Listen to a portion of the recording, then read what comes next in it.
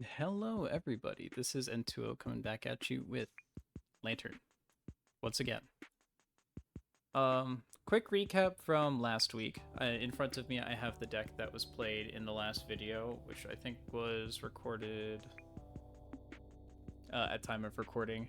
And overall, I really liked the deck list the way that it was built. I think I had personally made a lot of mistakes that held me back from doing a 4-1 or a 5-0 in the league.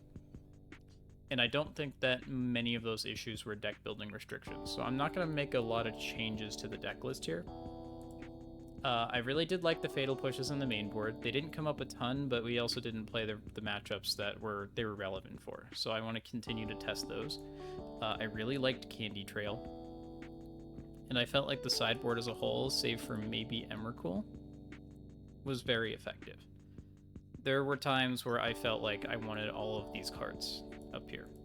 Emrakul, I feel like, might get shaved now that we have some meta snapshots that we can take again of the modern format as a whole. Maybe I can see if blue-black mill is still kicking.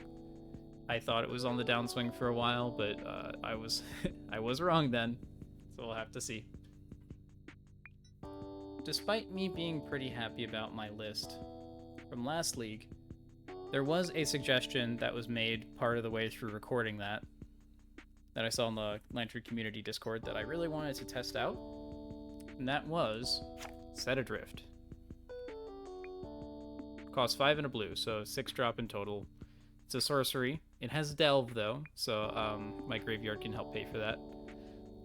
I could put target non-land permanent on top of its owner's library.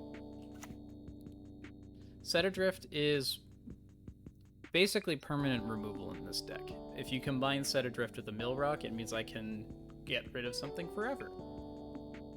That seems pretty powerful in blue-black, where if somebody resolves like a Damping Matrix or something scary, if I can't shut it off with a Needle, then it just gets to run around unchecked. So having one card, even if it does cost like 3 or 4 mana, if it's on color, I'm down for that. Lantern is also pretty good at putting things in its own graveyard. So we're running 4 fetch lands, we're running Mishra's Baubles, we're running the Candy Trails can feel the graveyard a little bit too, at least after turn 3 or so. Codex Shredders and the Ghoul Caller's Bell can target ourselves fairly frequently after turn 2 if we're digging for something. So that means that we fill up our graveyard pretty nicely. Lanterns crack themselves.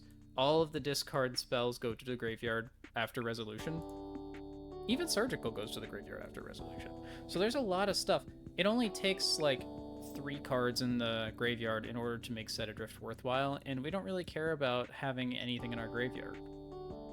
Like, we're not running Delirium, we don't have graveyard recursion, so, graveyard's purely a resource for the Set Adrift here. By turn 4 or turn 5, this should cost 2 mana a decent portion of the time. I'm down for that, so I wanted to give it a shot. The big problem that I had was figuring out what to cut. So I ended up settling on 1 Mishra's Bauble. I do want to keep running 2 Candy Trails for now, just for testing purposes. Maybe I'm supposed to take out a Candy Trail instead of the Bauble. Maybe I'm supposed to take out this Vexing Bauble, but I refuse. I refuse on principle. I just like doing little gotchas to people running Force of Vigor or Flares. It's been really good in random corner cases, and it catches a lot of people by surprise. And it does crack for a card too, so it's not like this is the worst card in the world to be running as filler. I did originally cut a Fatal Push for the Set Adrift because they're both in the removal slots in the deck, but ultimately I put the Fatal Push back in because 1 Fatal Push in your deck feels really bad. Having 2, where you can semi-consistently plan around them, feels a lot better. But just having a random one floating in your deck means that, it just kind of shows up sometimes, and, like, if you want a Fatal Push, you want it quickly, so you probably want it in something like your starting hand. So it makes more sense, I think, to have 2 of them. That's it for the deck tech, though. If you would like to join the community Discord for Lantern, I will post that in the description. I also have this deck on Mox Field. That link will also be in the description if you want to take a look at that. I post all of the previous versions in the primer section. It's not the most legible thing in the world, but at least the notes are in there so you can see my thought process on specific cards. If you ever wonder why I'm not running something or why I took something out in past videos and yeah, things like that. All right. I think it's a good opportunity to move on.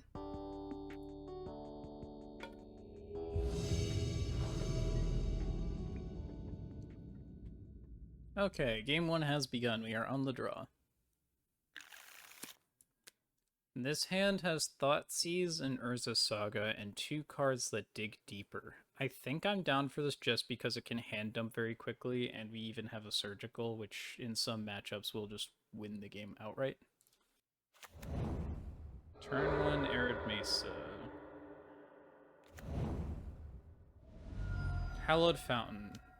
And Tamiyo. Okay, so Jeskai Wizards. That is a difficult matchup. This Urza Saga is going to be very important. Okie doke. What you got, opponent? Flame of Anor, Snapcaster Mage, Tune the Narrative. My first instinct is to grab Flame of Anor, and on their draw step, I can Surgical it away. Is that the plan? So here's what I could do. Yeah, I'm going to take Flame of Anor. I'm going to play this Bauble. Let's see what they have on top. Okay, Preordain. Yeah, okay. So I was going to say if it's like a free counterspell or something, then, or like a Force of Negation, then maybe I fire off the Surgical right away. I don't really care if they have a Preordain super bad. Okay. Dismiss that. Oh, there's an angry dog in the background. It would be good to find an answer to this Tamiyo. Oh, they flipped over Tamiyo right away. Ooh, for flooding. That's bad.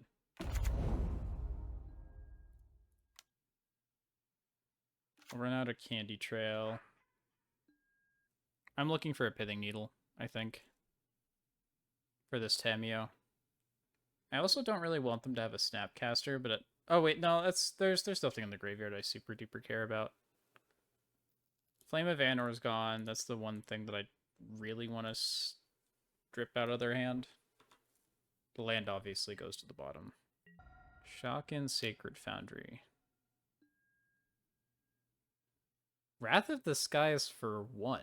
What are they doing? Oh, this hits Urza Saga. I see. So they're just doing that to get rid of the land. That makes sense.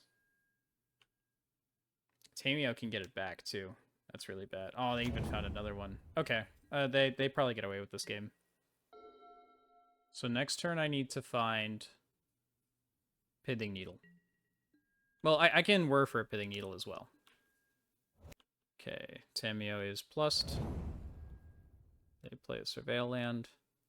They bind the card, and that's a Flage. Okay. Flage is not a big issue right now. That's going to be a later problem. Not going to mill them. So they did tap out, and they only have 1 card in hand. So that's their Snapcaster. So I can just run out Whir for 1. Let's grab Needle on Tamiyo. So that's the most immediate threat.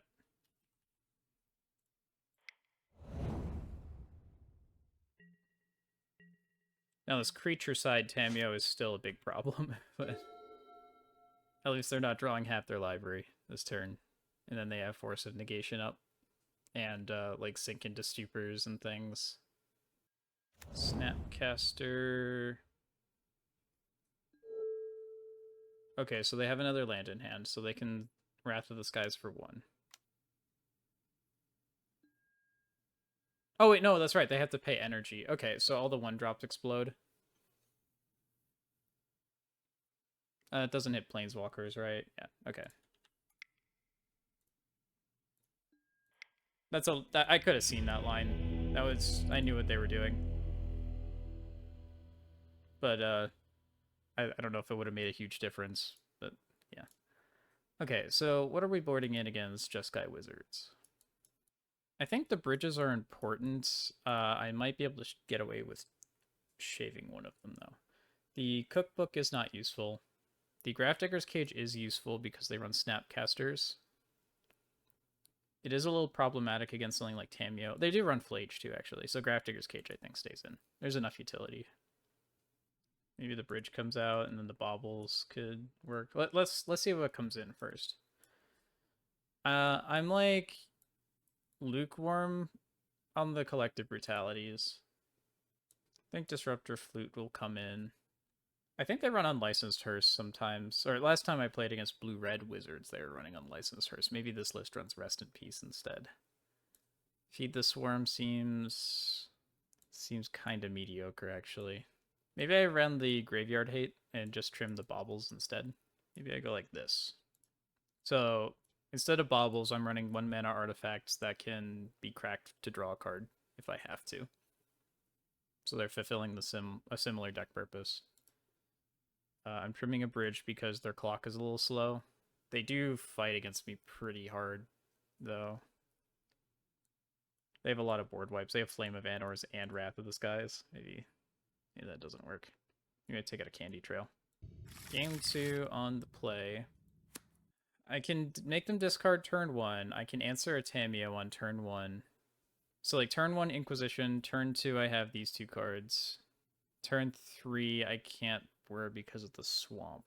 What am I looking for in this hand? I'm looking for both parts of the Lantern Lock, which Whir can fulfill, and a bridge. I think as Whir can fulfill anything, if I draw a land, I keep this. This is kind of a weak hand. I'm not super excited about it, but Candy Trail will help us find stuff too. I don't think our life total matters a ton, so I'm going to shock in a Watery Grave, just so that we can try and get to triple blue for Whir as fast as possible. Okay, Snap, Preordained, Flage, Lightning Bolt. That Preordained can be anything, but it looks 3 cards deep. Do I care about that? I might take the Snap. Snap is late game value, or mid game value, and they can just Snap Preordain if I take Preordain on turn 3. So looking at their list from last game, from my surgical screenshot, they run 3 Wrath of the Skies. That's a lot. I'm scared. Vexing Bauble and Needle. I don't want either of those, but they're both artifacts for Whir. Actually, I could take a look at their deck. Oh, they're not running Force of Negations in the main board. I should have looked at that in the post-board conversation. They might board in like 1 of them. Or 2. Can't be more than 2. So Vexing Bauble's out. And I have a Fatal Push for Tamio if they spike a Tamio. So I don't want the Needle right now. They're not running any Sink into Stupors, and they're not running any Odawaras. Oh, wow. So Needle is just for the backside of Tamio. Okay, they hit another Preordain. Okay, Surveil Land. Bolt. Okay, the Flute is interesting.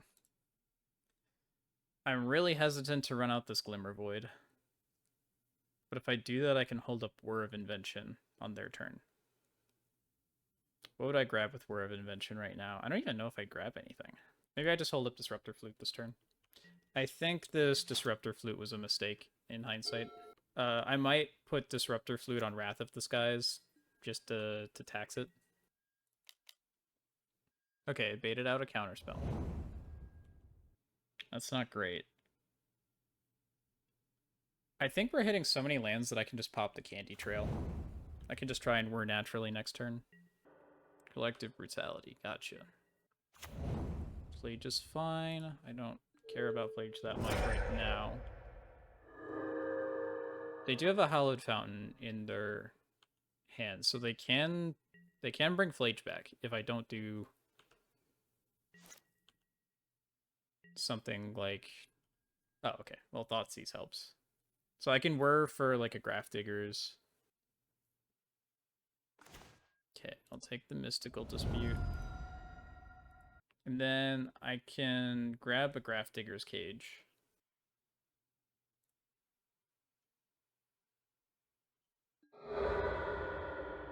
Okay, they're just fetching around Needle. Fair enough. So I can grab Graph Diggers. Actually, I'd probably grab a Soul Guide Lantern. Because I can pop that later. Yeah, I think I do that. It's just a little bit more flexibility, and if they have a removal spell, then they don't get rid of something that I want on the table forever. They run out of Tamiyo. I can answer that. I don't want to cast Thoughtseize because I know that they only have like a Bolt, and I don't care about Bolt. I could sacrifice the Soul Guide Lantern and try and draw into something, but I'm kind of inclined to wait till next turn to do that. Maybe next end step I can take a look and see how desperate of a position I'm in based on their top deck. Okay, played Hallowed Fountain. I don't think I mind too much if the Glimmer Void is sacrificed. I have plenty of lands. Okay, cool. Lantern is in hand. Hey, Codex Shredder's in hand. So what I can do is run out Collective Brutality. See if the coast is clear. Do I want to do Thoughtseize or Cobrew? Cobrew is a removal spell for Snapcasters later. So maybe I'd Thoughtseize now. Consign and Bolt. Interesting. Okay. Okay, Shredder. Lantern. They can't have that one. That's not allowed. There's a Whir on top of the library as well. That's a very good sign. Awesome. All right. We're sinking our claws, sinking in the hooks. That's the phrase. I'm just gonna start doing things on main phase. I'll grab a Pixis. I like the Saga on top. I'm behind on time. I think I can let them have Counterspell too. I don't really care about resolving stuff anymore. I'll just be abundantly cautious because this is a deck that can chain together draw spells. Can't have a Flame of Anor. You can have a Mystic Gate. Gonna make a second construct. I will find another Codex Shredder. I'll go to combat. Cool. All right, we actually got through game 2. I'm pleasantly surprised. This playing against Jeskai control scares me quite a lot. So we didn't get to see what's in their deck this game. I think I'm gonna take out the Vexing Bauble here. I think I'd rather that just be a Candy Trail because they don't have anything that Vexing Bauble hits. Is there anything else that I didn't care about that game? So they are running Galvanic Discharge, so Soulless Jailers they're outside of bolt range, but they can still get pinged by a single discharge. So I think they stay out. I think the rest of the deck is good, though. Still haven't seen Set Adrift. I don't know if I would have wanted to see Set Adrift in any of those scenarios.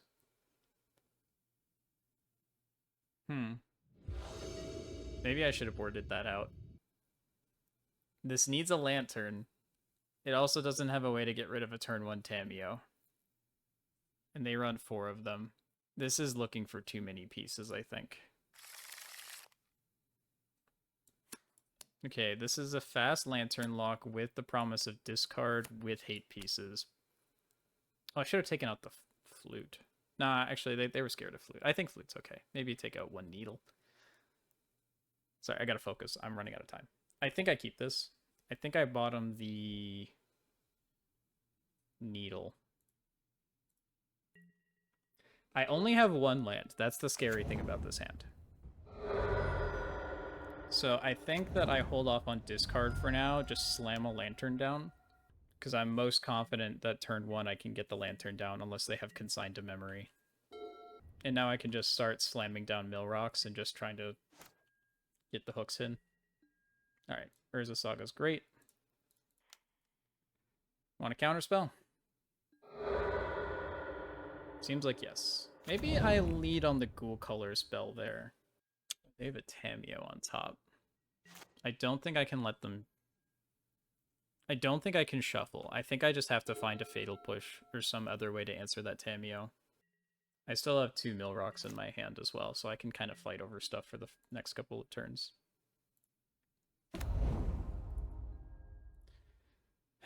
I think I lead on Inquisition. Snap, Dress Down. I don't care a ton about Dress Down. I think Snap's the more immediately problematic one. They can have a land. I'm trying to think. Yeah, I think I just slammed down a Mill Rock. Thoughtseize isn't fantastic, but I can strip the Dress Down out of their hand next turn. Oh, actually, no, I don't want to draw Thoughtseize. I want another land for this Urza Saga. I think they want that one. Oh, let's see if I can undo this auto pass, because I don't want them to untap to cast Dress Down. Okay. Did I get there? Oh, I didn't get there. Okay, well, I'm still going to do this in upkeep. Oh, phew. They let me have it. They could have cast a Dress Down at instant speed to get that in their hand. Okay, they're running up Preordain. They draw Mystical Dispute. They get to swing in with Tameo. Unfortunately, that has to happen. Tameo's going to flip over. It feels like a mistake from them. I don't think they're supposed to let Tameo flip over in this matchup. Now my question is, I think I do the Pixis on upkeep. First off, I don't want them to have creature Tameo. Second off, Surgical is pretty useless right now. Okay, awesome. Spiked a land. Super important. I don't think I care about Soul Guide Lantern. So I'm just going to fetch it away right now. Inquisition on top is nice. I could try and pressure the Tameo. That might be an interesting play. I could pass, make a Saga token on their turn, start swinging at Tameo. Well, they're just going to play Dress Down. Yeah, actually, I think I just run out my hand while I can still cast it. What is under this Inquisition? Another Saga is great, I think. So I'll keep everything exactly the way it was. So this Saga that's on the table right now is going to grab a Pithing Needle for Tameo. That Wrath of the Skies is very scary right now. So if they... I'm in danger. Okay, so maybe I have to have both of us mill. Oh, they just let it happen. Okay. Sure. I thought they were going to Dress Down in response to draw the Wrath. Oh, they can still put it in their hand normally. Is that GG? I think that's GG. Oh, it's so sad. We were so close. So you know what we could have done? If I just made a construct with this Urza Saga, I wouldn't have committed 3 extra artifacts to the board. And then they would try and play their Dress Down. Urza Saga is still in the same position where it probably gets sniped, but at least I don't lose my entire hand. So I think the only way I get out of this is if I, like... if they, like, tap out and they let me cast a Pithing Needle. I'll still play it out for a little bit. I don't have my hopes very high. Well, that's aggressive. They're gonna Wrath of the Skies just for Urza Saga.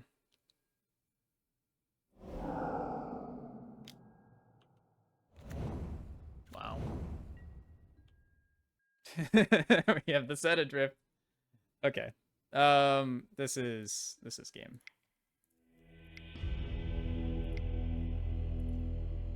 Alrighty. Damn, 3 Wrath of the Skies is brutal in the main board. That plus Tameo. I thought the Fatal Pushes would be enough to try and address the matchup, but it doesn't seem like it. I might need to work on my sideboard to better address the Wizards' control deck. That was pretty brutal. We did get 1 game in there, at least. On to match 2. Okay, game 1. 4 lands isn't great. If I'm leaning on the bridge, which I kind of am, and I'm redrawing with the bauble, but this could find something. If it finds a Saga, I'm really sad. If it finds anything else, I think I'm happy. If this had Thoughtseize, this is like Snap Keep, but... What is my opponent on? Eldrazi. I'll be very curious to see what flavor of Eldrazi this is. I don't think Fatal Push is really something I'm in the mood for. Okay. So, I am doing nothing. At least the Talisman is something castable, so that's better than a land. But then we drew Watery Grave, which is the worst land in the deck. Okay, what flavor is this? I see Caverns, so this is probably just Eldrazi aggro. Fleshraker? Fleshraker. Okay. Oh no, not like this. I think I'm in desperation mode deck thinning at this point. I might start milling myself as well. This Codex Shredder can try and find something. It would be very funny if my opponent casts a Thought Knot, though. Come on, do it. Second Fleshraker is very scary. Oh, it's the second Fleshraker. Oh no. Oh no. Okay. Ah, of course, yes. Okay, I'm just gonna skip the end step. There's gonna be a lot of triggers.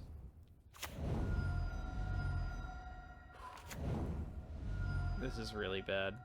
Oh yeah, and they can swing through. Okay. Well, I'm pretty much dead next turn unless I can do something crazy, so I'm just gonna... whatever. I'm just gonna fetch anyway, I think. Can Candy Trail? What does the Candy Trail find? Scry 2. So I can kill a Fleshraker. If I go bottom, top, I can crack this. That means Revolt is triggered.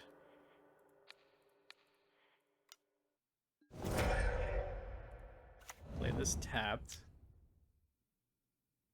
So they're still swinging in for 4 next turn, so my pain is not over. But this is a pretty mediocre start. Okay, what basics do they run? Alright, they ran out of wastes. I know they run like red and it's either blue or green, I think, depending on the deck list. Okay, Line Breaker's cool. Just no more Fleshrakers. I need my cookbook for that. Actually, cookbook would be a good top deck. They don't really run many Wastescapes, if any, in the main board. I'm at 5. Oh, I could be milling them. They don't run any graveyard synergies. Kozilek's command with the Fleshraker. Oh no. Oh, that's bad. So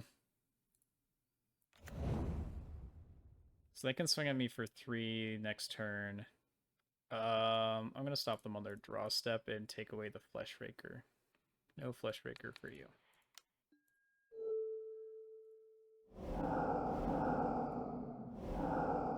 Okay, they do have Null Drifter in hand. Is that just GG anyways? Because they can swing in for 3. They can deal 2 by just doing the Null Drifter thing. I guess I'll make them do it, but it's just 1 turn here. But yeah, I think I'm just dead. There's a universe where maybe they try and like... Well, even if they hardcast Null Drifter at this phase, it doesn't matter. I'm just dead. Oh, that sucks. That was the kind of aggressive start that they're not allowed to have. Beep, beep.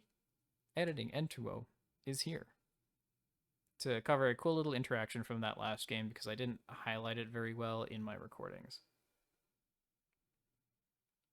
So, really quickly, this is my board state before I play the land this turn.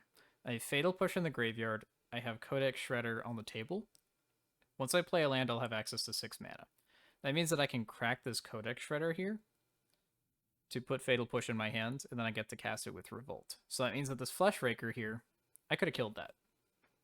Unfortunately, I'll still have 2 cards in hand by the time that cycle, or by the time that I do all that, which means that my opponent can still attack with these 1/2 Eldrazi spawn tokens that are being pumped up by this 2/2 It That Heralds the End.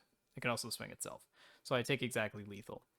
I can surgical extraction to prevent this It That Heralds the End from attacking as well, but I have to pay life to do that because I don't have enough mana to like hard cast it.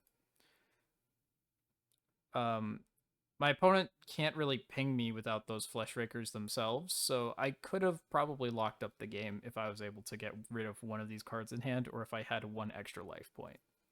So the game was closer than I gave it credit for. Yeah, there's just a fun interaction that I wanted to share. That wasn't immediately obvious, and I certainly didn't spot it in game, and I didn't voice it or like any of that intricacy. So just wanted to put that out there. All right, back to your primary programming.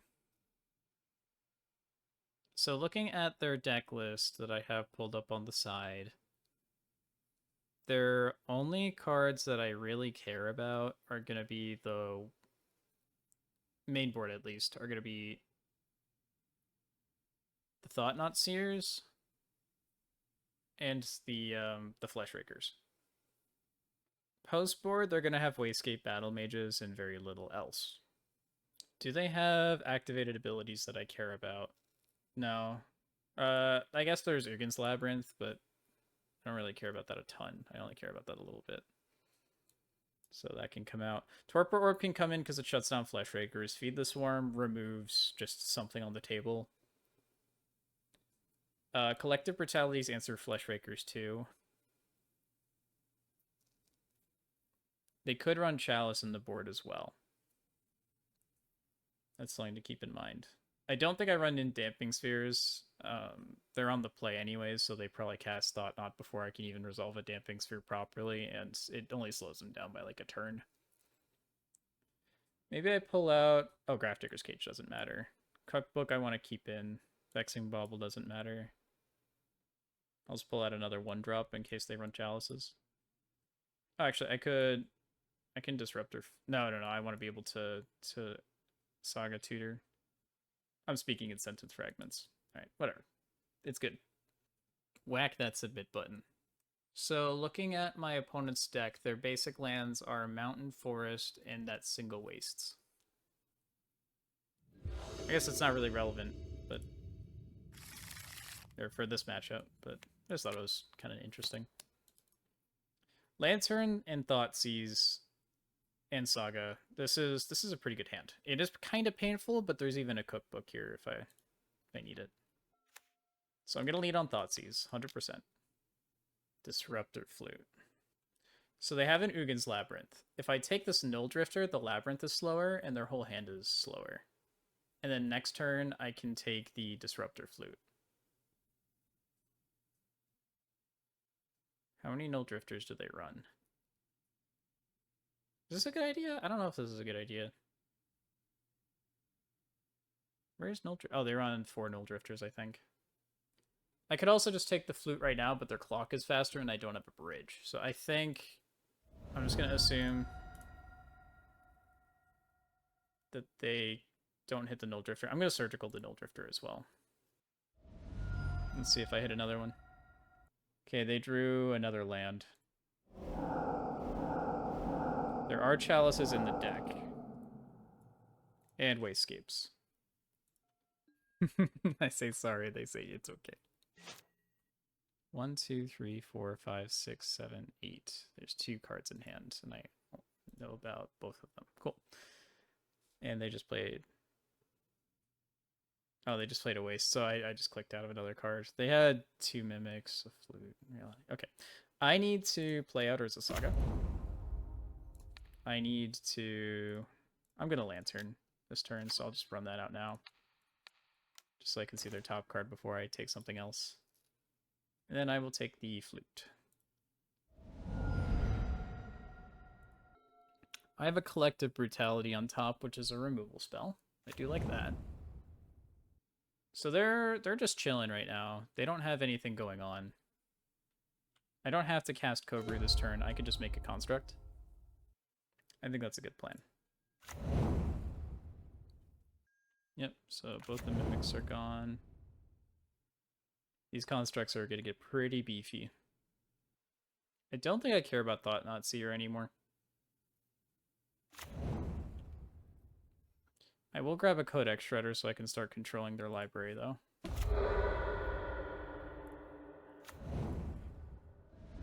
Fetch for an island. Run out the cookbook. I will pass the turn. Actually, they can't smash her next turn.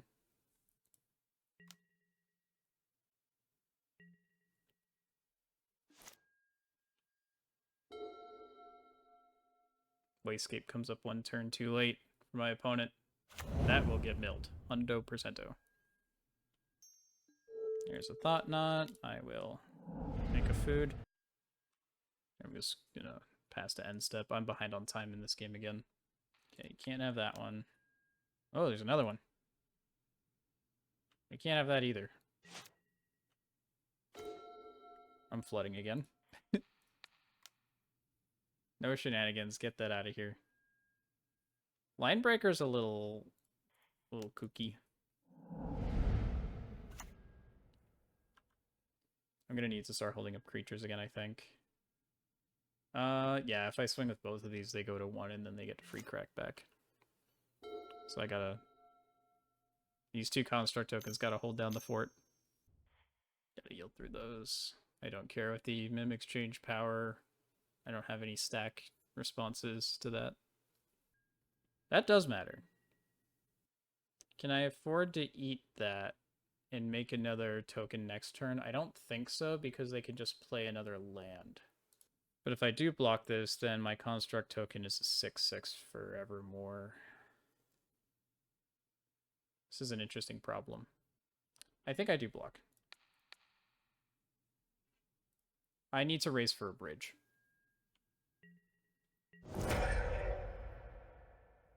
I don't think I care if my construct's a 5/5, so I'm just going to crack up food right now. Upkeep, I will mill myself. That feels bad. River of Tears next turn gets me to where I need to be. I just need to survive this turn without...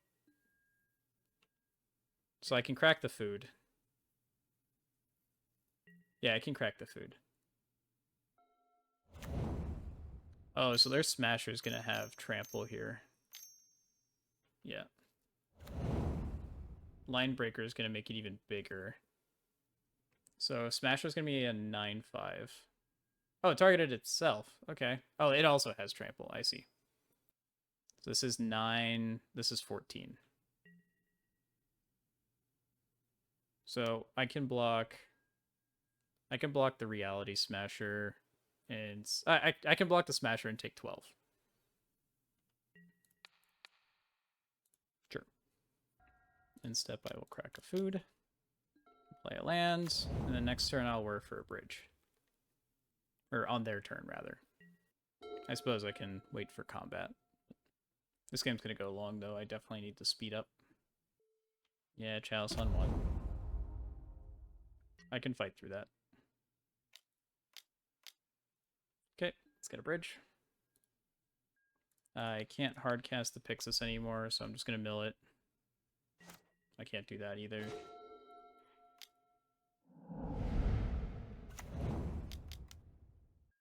Okay, lock assembled. Make a mill. I'll probably start skipping ahead in the video from here. Okay, a couple's turns have passed. I've word for a second Codex Shredder. I'm going to start aggressively milling them. I have a second bridge now.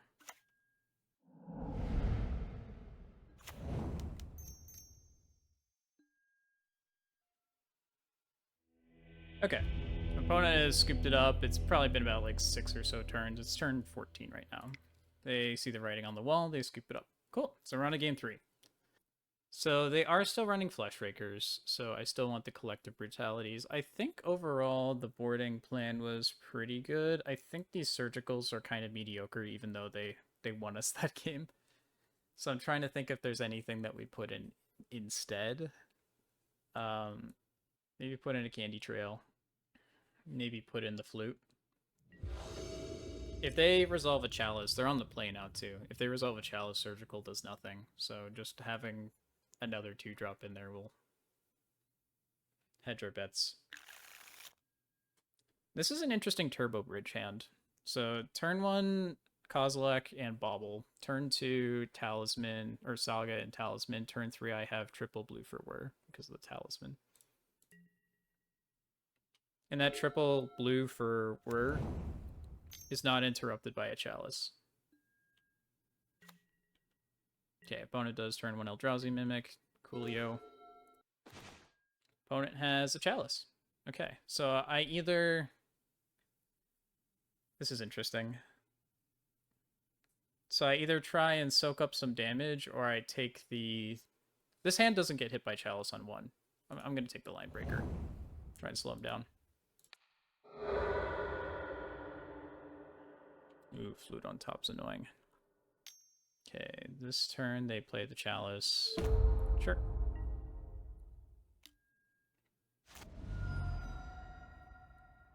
We draw a bridge. Cool. That Lantern feels kind of bad, but c'est la vie. I might just run it out to empty my hand for the bridge. I'm not going to rely on drawing my Otawara or Set Adrift. I'm just going to try and hand dump as aggressively as possible because I still have 2 lands in hand I need to get rid of.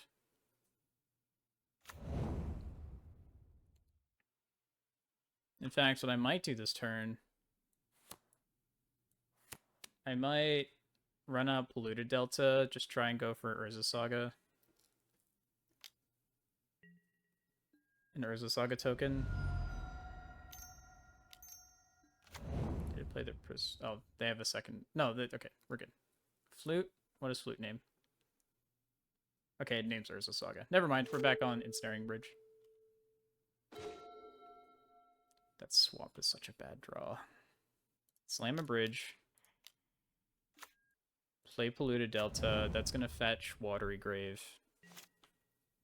And then I can tutor up the Lantern with Urza Saga. And then I can Whir for the Shredder.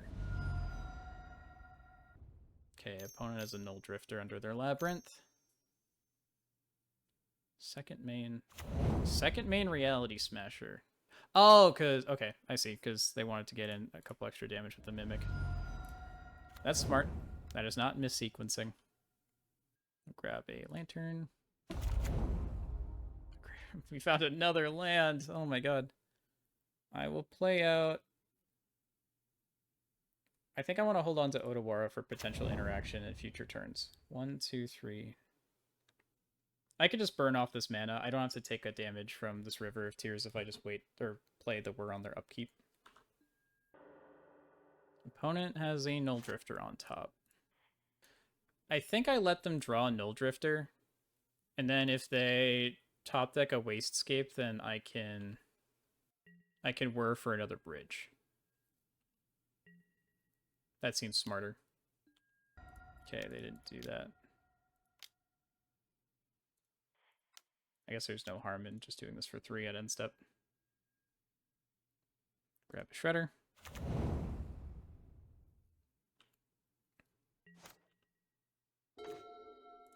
We find a Torpor Orb. Sure, I'll play it. So starting next turn, I can hold up Otawara, and if they try and answer my Ensnaring Bridge, I can at least bounce it and keep it alive for a turn. That seems pretty mediocre, actually, but that might be what kind of line we're on.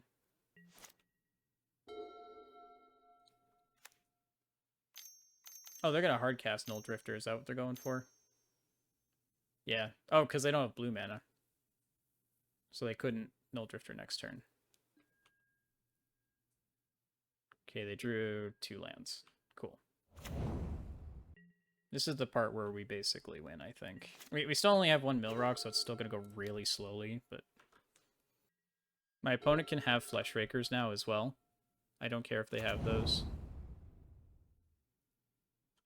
Oh, they do have a Null Drifter. I can't be auto-passing. I should have milled myself, actually. I'm looking for another Whir of Invention or another Urza Saga. Okay, opponent has a Null Drifter in hand.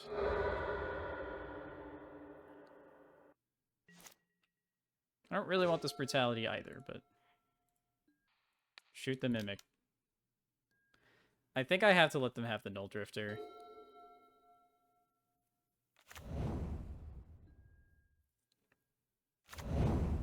They stuck it under the Labyrinth. Why did they do that? Oh, right, because they have another one. And then they have to just take a turn off again to cast the next one.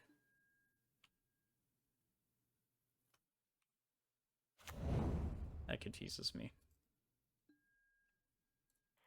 Mill myself.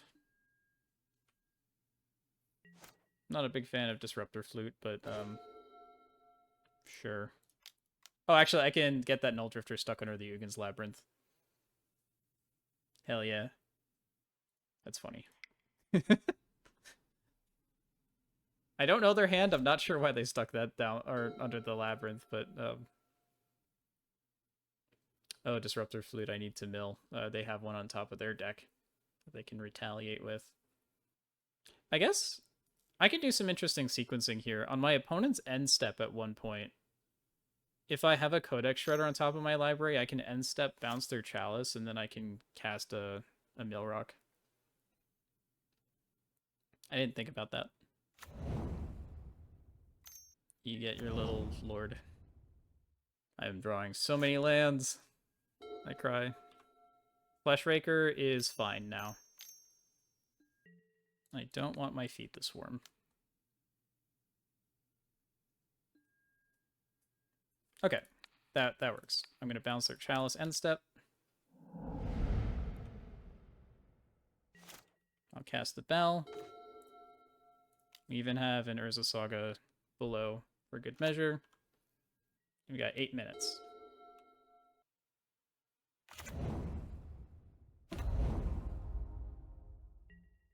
Okay, I'm not going to mill them this turn. I need to mill them next turn because I really want this Urza Saga. I also really want that Mycosynth Gardens, but the Saga was the important one. I'm going to need to provide a clock at some point. They're still 4 minutes ahead of me. And they have 34 cards in library. If they choose to stick around and clock me, or time me out, then it's a big deal. Okay, that's fine. I'll still keep the Mycosynth. I just need to just mill them a little bit. Whir on top is fantastic as well. You can copy a Codex Shredder.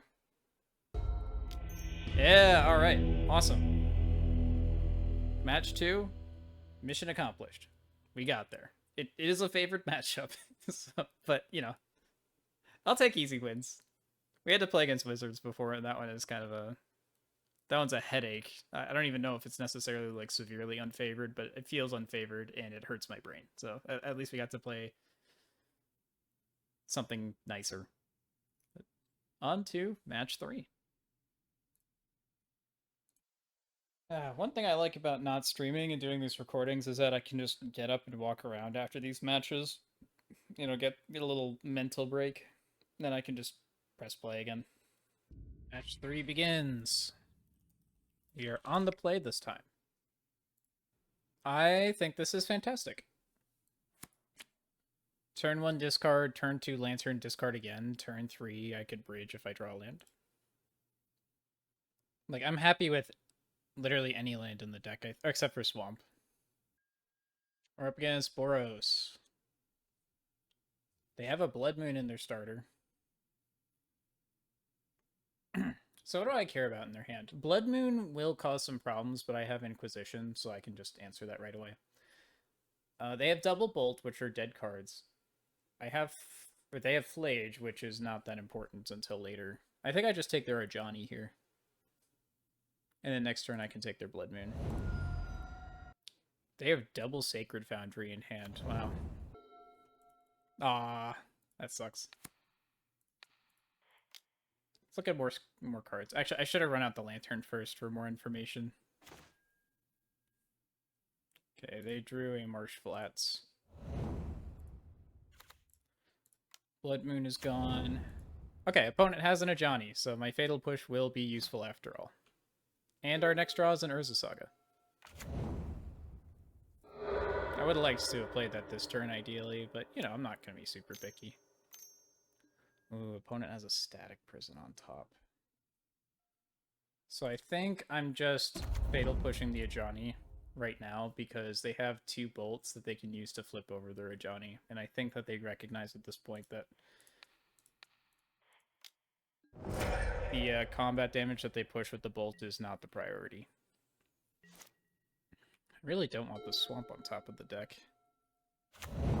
This swamp's been showing up in a lot of different places. Oh my god, I don't have my 8th edition lands. My basics. What am I doing? Yeah, they probably run out Flage here. Yep. So they do still have a solid damage clock.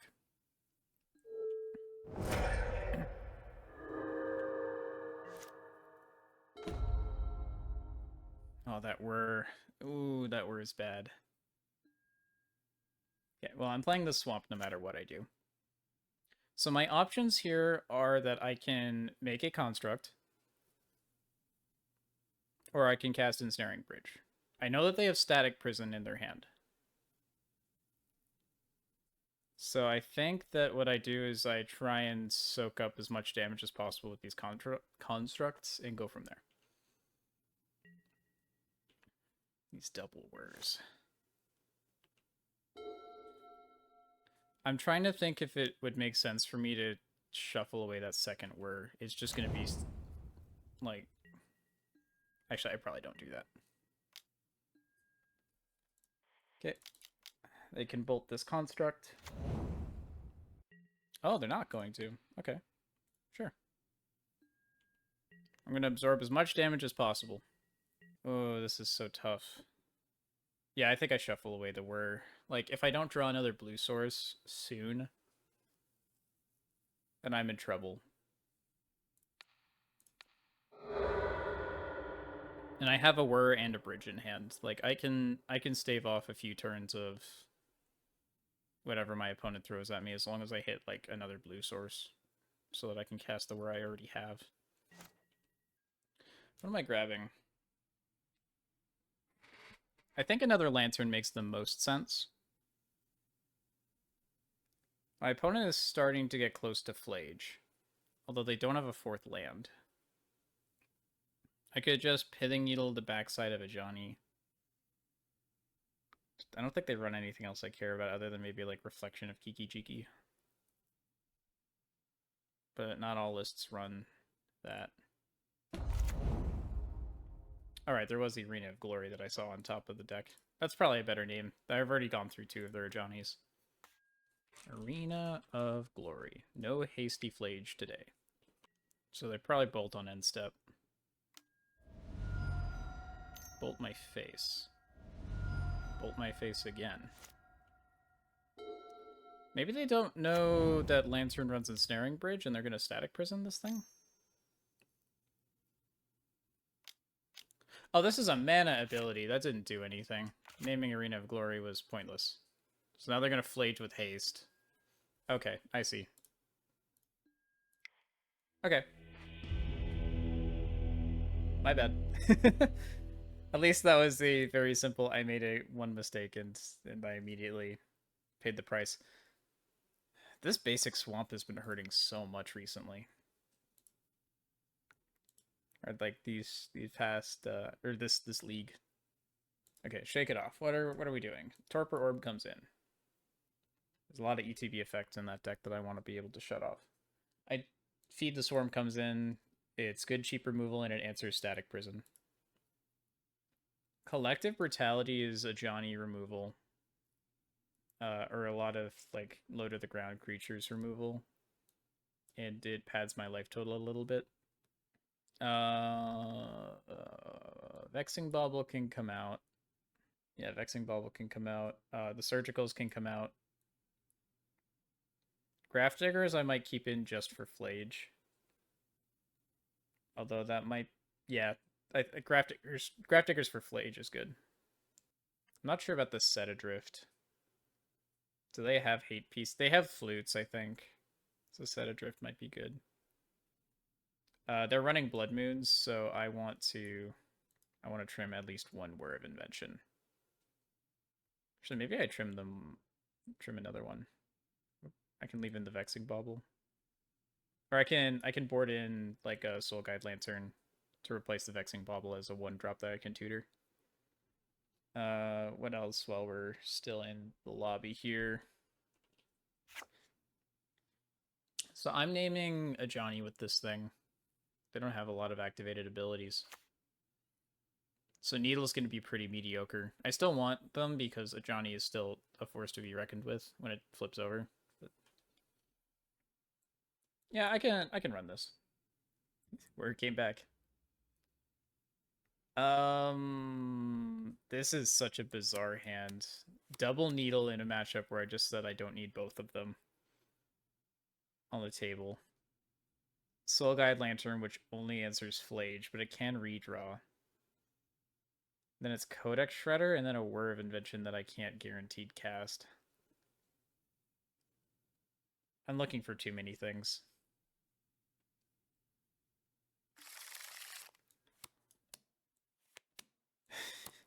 This is so top heavy.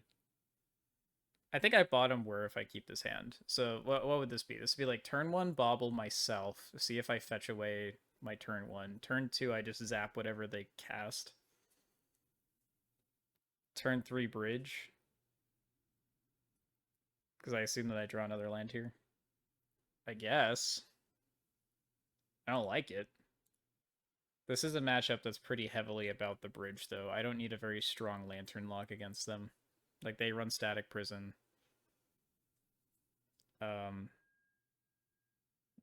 They might...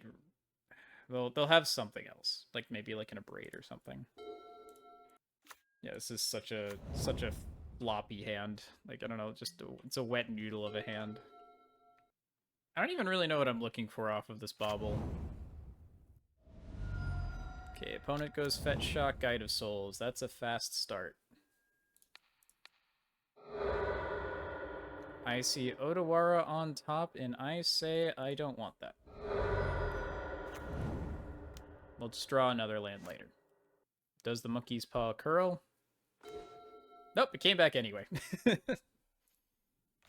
Alright, I'll keep you, Odawara. I'll just zap this Guide of Souls right away. It doesn't feel great, but it's fine.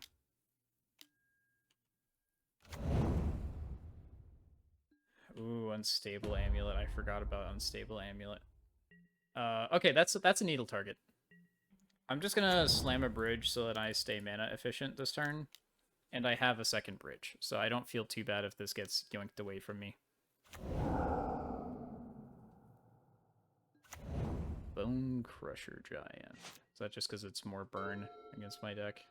I don't think they board these in. Ow. Ow. So my opponent doesn't have a very strong clock right now. I'm happy to see that. They do have an Ajani on top. Okay, this gets interesting. So I can... First off, I can play this Grafdigger's Cage. What I can do here, I can... Gardens copy the land... Oh, they're just fetching. Okay, never mind. I was going to say, I can Gardens copy the Lantern, sack the real Lantern, and make them shuffle because I really don't want them to have a Johnny. But then they just fetched it away anyways. I'm not sure why they did that, but okay. I won't say anything. So Codex Shredder on top means that we might have the lockets established next turn. Bone Crusher's fine with me. I don't think Mycosynth copies anything. I think what I'm doing this turn is just going... They have 3 cards in hand. I doubt they have 2 answers. So I'm just going to Codex Shredder and Bridge. We got everything we need. Ooh, do I want them to have Fable? As long as I make sure that they don't start copying things that I care about. They can't copy legendaries with the back half of Fable. The only thing is that it's a draw 2. I think it's fine.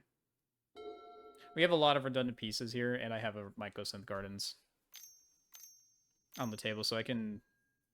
Yeah, like I'm gonna have 2 Lancers. I'm gonna have 2 Bridges. My Ecosynth Gardens is gonna be up to copy anything soon enough. Second Mill Rock is on the way. Yeah, life's good. I just need to get my clock back. I'm behind on time by 3 minutes. Okay, what do you draw?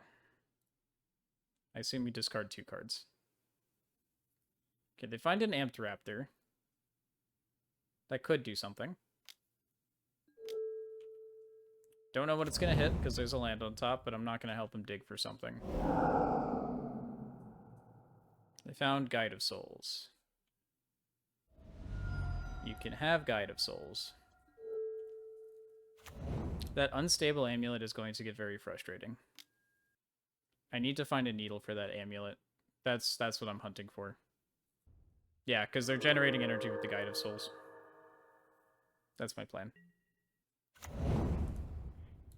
Yeah, I can always yield to that. This is going to copy a Codex Shredder, I think, at this point.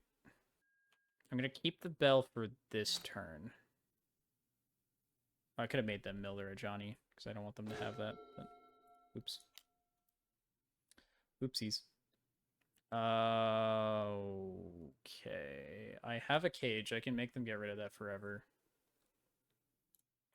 I'm going to be aggressive. My life total is a little concerning right now. Okay, perfect.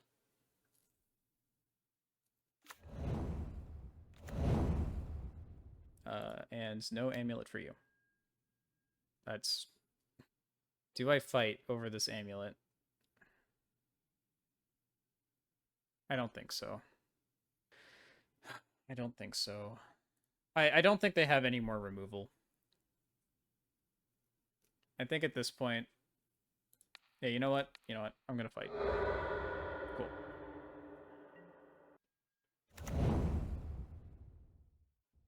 So on my upkeep, I'm just going to start milling. Oh, I could have been in danger here. They just shuffled the top card of their library. They could run out the amulet this turn. Yeah, I could have messed up there by auto-passing. Even though the Guide of Souls is gaining them, like, tons of value and energy, I think I don't want the Torpor Orb. I want that Pithing Needle. Or a Whir. Inquisition's not going to cut it. Yes, perfect. Sure, you get a land. Unstable Amulet. Okay, now I can start going back to passing through turns.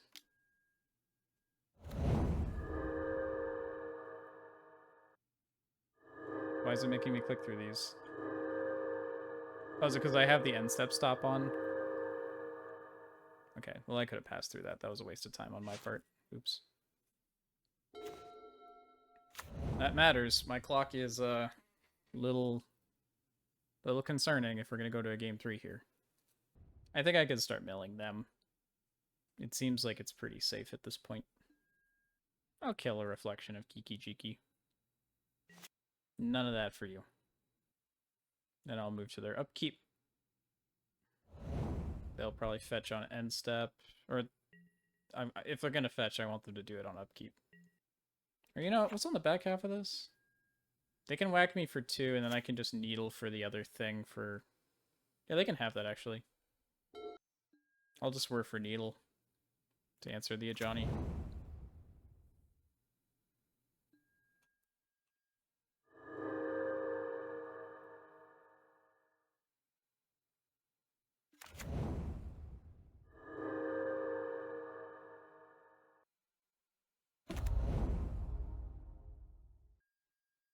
Oh wait, they can actually make one of the cats really big with the Guide of Souls. Did I read this wrong? Oh my god, I read that wrong. This game is completely in my control. I thought for some reason that the cat warrior is the one that deals damage equal to its power. But no, it just Ajani deals damage equal to the number of creatures that my opponent controls. So it oh my god. Oh, that's so tilting. I had this game. I literally could have milled that. I had 3 mill rocks and I said, "Nah, I can answer." Oh. Okay. That hurts. That hurts. I'm going to take a sec. On to match 4. Okay, so it's been a couple days since I recorded game 3. So we're on game 4. I'm just gonna go straight into it. I haven't played in a couple of days, but you know, it's Lantern. I have experience with this stuff. Oh wow, that was right away. Okay, we're on the play. Alrighty, what have we got here? Got 1 land. I think I mull this because it has 1 land and I'm on the play. If I'm on the draw, I could probably keep this. I do like having the talisman there. But... All right, well this is an honest Lantern hand if I've ever seen one. I think I bottomed the Lantern, the second Lantern. Opponent has a Wrenn and 6 on top. And a Bloodstained Mire. So it looks like they're playing a Jund list. With some Jund Saga. Yeah, there's the Blood Crypt. Ragavan? Ragavan. Okie dokie. So we're gonna have to police our own top card a little bit more because Ragavan's gonna steal some things. Oh, I would love to have that Urza Saga. That's unfortunate. But they're gonna steal it. Is what it is. We're on Shredder. I don't think Surgical is going to be very good in this matchup, but on the bright side, they're not really going to be able to Wrenn and 6 loop stuff. Because I can just yoink fetches, or their first fetch from the graveyard. So unless they have multiple fetches in their hand, then the Wrenn plus might be kind of bad here. I guess we'll see.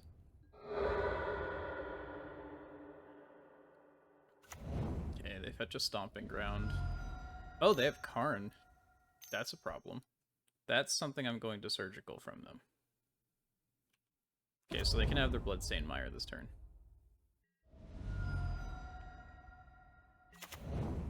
Alright, there's another land on top for us. That's good. So end step, I'm going to crack, or I'm going to mill my opponent. I don't care about Questing Beast. So I think in my draw step, I'm going to Surgical, or in my opponent's draw step, I'll Surgical them. They could have another Karn in hand.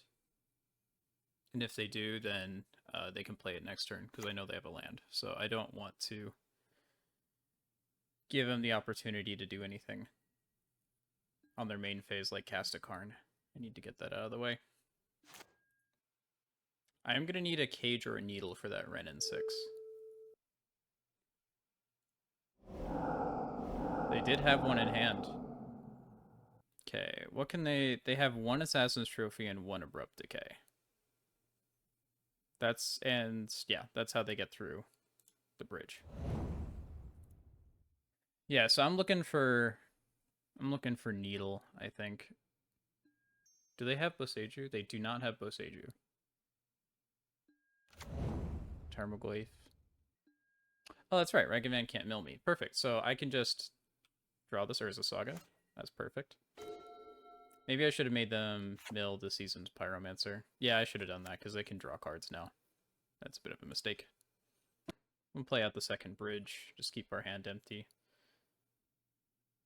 I'm not going to mill the Pyromancer now because I don't know, where are they gonna hit? Like, if they do draw a removal spell, then if they hit Lantern, then I just draw another one next turn, and if they hit a bridge, I still have another one. Okay, I should be keeping track of what's in their hand. Alright, they're gonna fetch.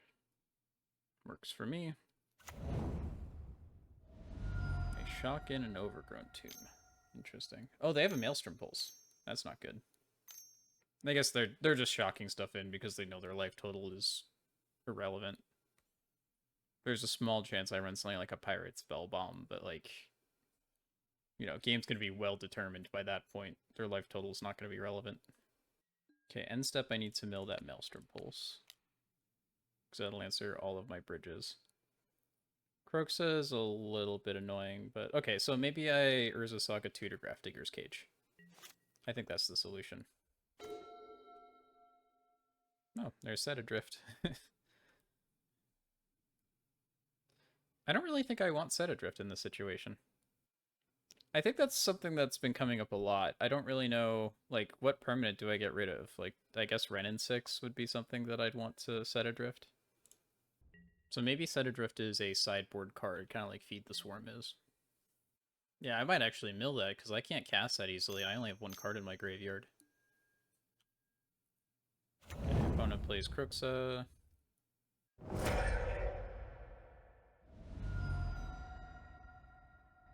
Okay, they're shocking in another land.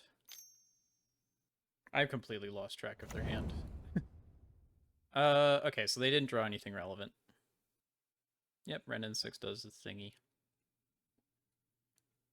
Picks up Basic Forest. I am going to copy a Codex Shredder.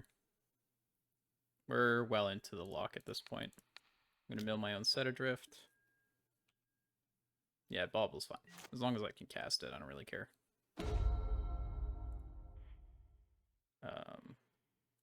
My mana is not important, so I'll make a construct. They're just going to terminate it, but, you know, whatever. They're taking a while in their game actions, so it buys me some clock time, I guess.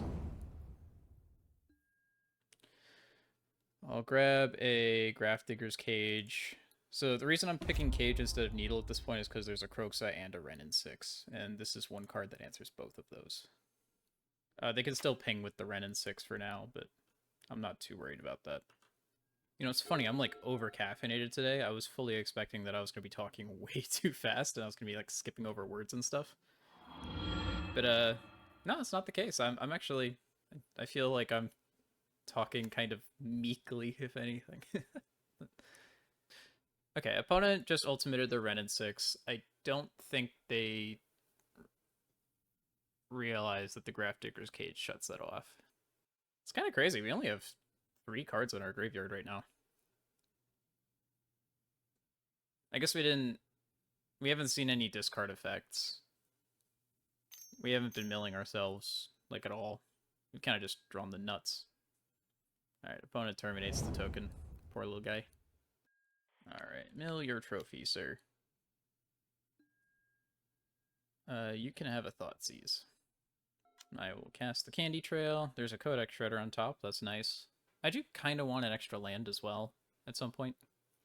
Feels weird to be so ahead on time. Oh. Opponent realizes that there's nothing they can do at this point. They scoop it up. Actually, if I didn't Surgical the Karn, the Set Adrift would be very important. So Set Adrift does have a place here. Okay, so looking over their deck list, so they have 3 DRCs. They're kind of just a Jund Saga pile. It's like they have 1 Decay, 1 Trophy, 1 Maelstrom Pulse. They have 3 Inquisition, 2 Thoughtseize, so they're on 5 discard spells. It's 2 Questing Beasts, 1 Questing Beast, 1 Questing Beast. A few Renin 6s, only 2 of Renin 6s. This is so weird. This is like a control pile where they don't have 4 ofs of anything. They're just running like statistical 2, 3 ofs. So it's kind of hard to run any streamlined answers here. So they do have some graveyard interaction, so I might board in like a Soul Guide Lantern, or they have graveyard synergies, so I might board in one of these. They do run Urza's Saga, so Ashiok's kind of tempting, but I think their clock is fast enough where that's not going to be good. Feed the Swarm doesn't really matter. Disruptor Fluke matters. Yeah, honestly, I think my deck is pretty tuned to play against them already. They might run some Force of Vigor, so I'm going to leave the Vexing Bauble in, I think. Maybe I just board in like this. I'll just run both discard or graveyard hate effect. They do run Karn as well, actually. Maybe I run the Stone Brain as well. And then cut the last Bauble. I'll try it like this. Their mana base is super greedy, so I don't think I have to worry about Blood Moon. Although they do have a lot of red cards now that I'm looking. They could probably get away with it. But their only basics are... They have one of each basic. Okay, moving on. What's in this hand? It has discard, it has a Whir, and it has Saga. I don't think this does a whole lot. It's okay. It's... So I'm like, turn 1 discard, turn 2 Urza Saga Stonebrain, turn 3 is a question mark, and turn 4 I Whir of Invention. I have no control over the top card of their library. How good is Urza Saga here? They have some pressure, but they don't have a ton, and I don't think that they're going to keep things like Unholy Heats to pressure the Saga token. They're not going to be very big, though. They're on the play, so Ragavan's going to get a hit in. I want more. This is better. This is much better. I think what I'm going to do here... I'm trying to think of what to do here. I kind of want to keep the Whir, because they're probably going to have one discard effect that they're going to use. I assume they sideboard like Duresses, like 1 or 2 of them. I think. So maybe I bottom like the Thoughtseize. Inquisition hits like... Oh, no, they run Karn. So maybe bottom the Inquisition. If I hit another land, then Whir of Invention can grab a Codex Shredder or something. Yeah, so if they Thoughtseize and they have a bunch of interaction, then they probably steal my Thoughtseize. Which I'd be happy with, because that means I have more artifacts in my hand, I think. I don't know, these Whirs are... I don't like to plan around Whir in my starting hand most of the time. I need to get better about that. I think that's one of my shortcomings when I'm doing starting hand analysis. Okay, opponent does turn 1 Ragavan. I think I can hold off for a turn 2 Thoughtseize. And then I can play this Watery Grave tapped if I need to. Okay, they have Urza's Saga. They probably run a Pithing Needle in the sideboard. Oh, they run Haywire Might. That's important as well. Like most Jund Saga lists have a Haywire Might in the 75. Goyf on top, I have a Pixis. I would love to draw that Pixis. That's kind of sad. We're drawing into Urza's Saga. I think I play out the Urza Saga turn 2. Opponent passes. That's interesting. Okay, I have a second Lantern on top of my library, so that's a dead draw for Ragavan. I'm going to lead on Thoughtseize. Okay, so they have their fun of board wipe that will kill all my Lantern rocks. Each non-land permanent with mana value 1 or less. They're going to have to hold on to that for a little while. Karn, the moment that they have the mana to cast it, which is next turn actually, then this locks me out forever. The Hidetsugu doesn't, so I have to take Karn. I'll run out the Saga. Yeah, Hidetsugu doesn't hit the bridge as well, which is important. You know, it just occurred to me, they didn't play the Pixis. Why didn't... Oh, you know, they probably didn't play the Pixis because they're expecting Hidetsugu to kill it anyways. But, like, they weren't holding up any interaction. They could have just had a Pixis, and then they have the library manipulation. Seems like such a strange choice. Ragavan's coming in for a swipe at me. Okay, I have a Disruptor Flute on top of the library. That's really good. I can answer... I can slam Flute and name Urza's Saga. Because they have treasure tokens. Yeah, and they just played the Lantern, so they have a lot of artifacts. So my chump blocking tokens aren't going to be that great. They do have a Grist as well. I didn't think about Grist. Urza's Saga can find Pithing Needle. I don't like that. So actually, maybe what I do, I still have another turn before they're going to start attacking me with those Saga tokens. So what I could do this turn is I can play a Tapped Watery Grave, run out the Disruptor Flute, name Grist, and then I can slam a bridge. Actually, I can wait a couple turns for that too. No, no, I need to slam bridge next turn. If I'm in a pinch, I could Whir in 2 turns. Grist is going to be an engine eventually. They might be double queuing or something. I'm not super happy to name Grist. Actually, that's a good point. I don't really care about Grist too much. They don't have a lot of creatures. Like, Grist is annoying, but it's not the end of the world. Urza Saga, they can tutor up a Haywire Might. Maybe I just name Haywire Might. Just get ahead of the curve. I'll run out the Watery Grave tapped and pass. Ragavan's hitting a blank next turn. They're also drawing a land, which they don't really want to do. It does tap for red, so they can like run out of Seasoned Pyromancer or something. They do still have that Hidetsugu consumes all on top of their library. That kind of feels bad, or in their hand. So I gotta be careful not to overcommit to the board state. So I think there's a few things that I want to do. I think Urza Saga is going to fetch a Ghoul Colors Bell. Because they exiled my Pixis. I would take the Pixis otherwise, but... Because Hidetsugu, like, if I play a lock piece, or something that they really care about, they don't mind losing their creatures right now. Is this exile? No, it's destroy. Okay. Tap for colorless. Yeah, so what am I grabbing? So if I grab the Ghoul Colors Bell, if they grab a Pithing Needle with the Saga, then they don't have anything really good that they want to name.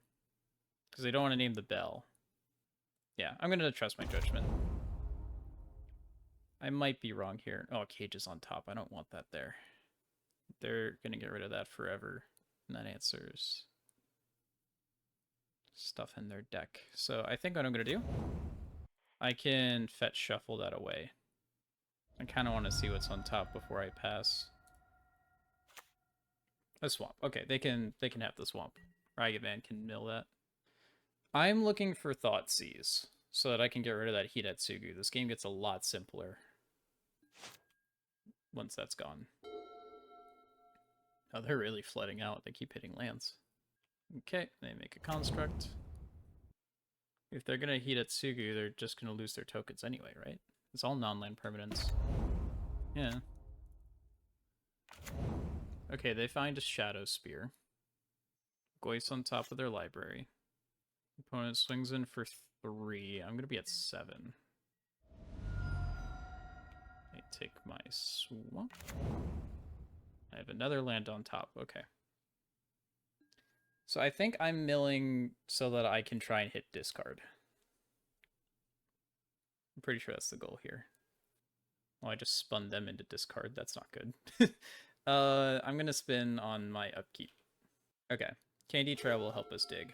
There's a Thoughtseize, so I can bury that under another card. Actually, you know what? I could... No, I can't do it. Never mind. I was going to say, I can... Oh, there's a land on top. Perfect.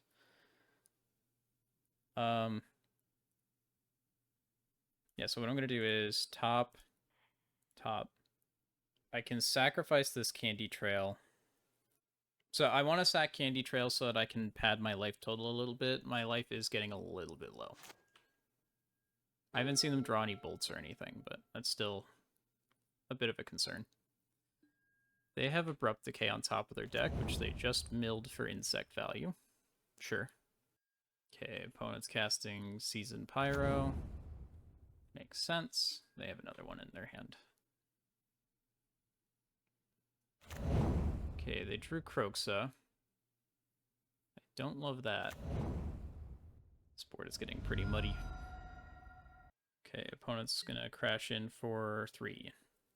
How many creatures do they have in their graveyard? They have 1, 2, 3. So Grist's -5 deals 3. It's going to deal 4 when they cast Kroxa, which they don't do. Okay. I think I have to do this. I need the life pad. Not naming Grist is actually going to hurt in a moment. This is interesting. So I can make a really strange play here. I could Thought Seize myself, take my Whir, Inquisition my opponent, take their Hidetsugu, and then just play Codex Shredder. Then my hand's empty, they can't swing in anymore. They have Kroxa will pretends in the graveyard. So 1, 2, 3, 4 creatures, so they can dome me for 4 with the Grist. And then I'm just looking for Needle at that point. Yeah, so I'll start with the Inquisition, just to make sure that I'm not going to mess up here. Okay, I will take the Hidetsugu. Oh, they can double Kroxa.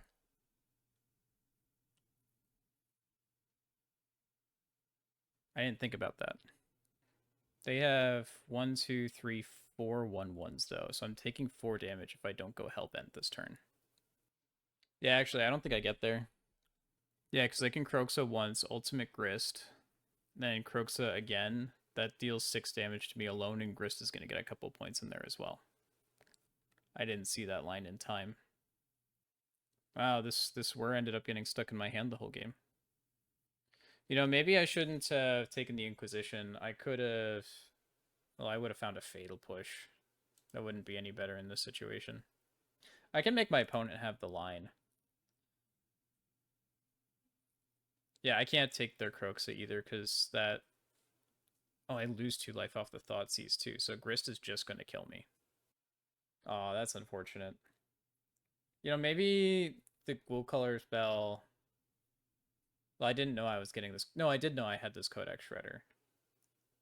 I could have, instead of getting the Ghoul Color spell, grabbed like a Spell Bomb or something to keep their graveyard in check. Or this Flute could have just named Grist. That's probably what I should have done. So before I scoop, I'm gonna... I want to play this out. And I want to mill my opponent to see if they actually have a Haywire Might. I'm still gonna make them kill me. They have me, but Flute on the Haywire Might I think was too cute of a play. If I... Well, actually, they could just double Croaks at me this turn and I would die anyways, but their Grist has been doing a lot of value. Oh, they have Bolt. Okay. Well, they can't have Bolt. Yep, Croaks at once. Yeah, and the treasures fix their mana for them. Oh, whoops, I was supposed to make the mill to see an extra card. Oops, I was just clicking through stuff. Okay, so graveyard interaction is definitely important. It might be safe to leave the cookbook in, but I'm not sure what I take out. We didn't see DRCs that game either. Maybe they boarded them out? But it feels their graveyards so well. I'm trying to think if... I think it's worth it to keep the Whir of Invention still, because if the game gets grindy, then they're still... Like, they can just tutor anything, and they do run discards, so I will run out of cards in hand eventually. So this has a lot of top deck value. I think I run it back. Or maybe... Do I want the Stone Brain? I still think I want the Stone Brain.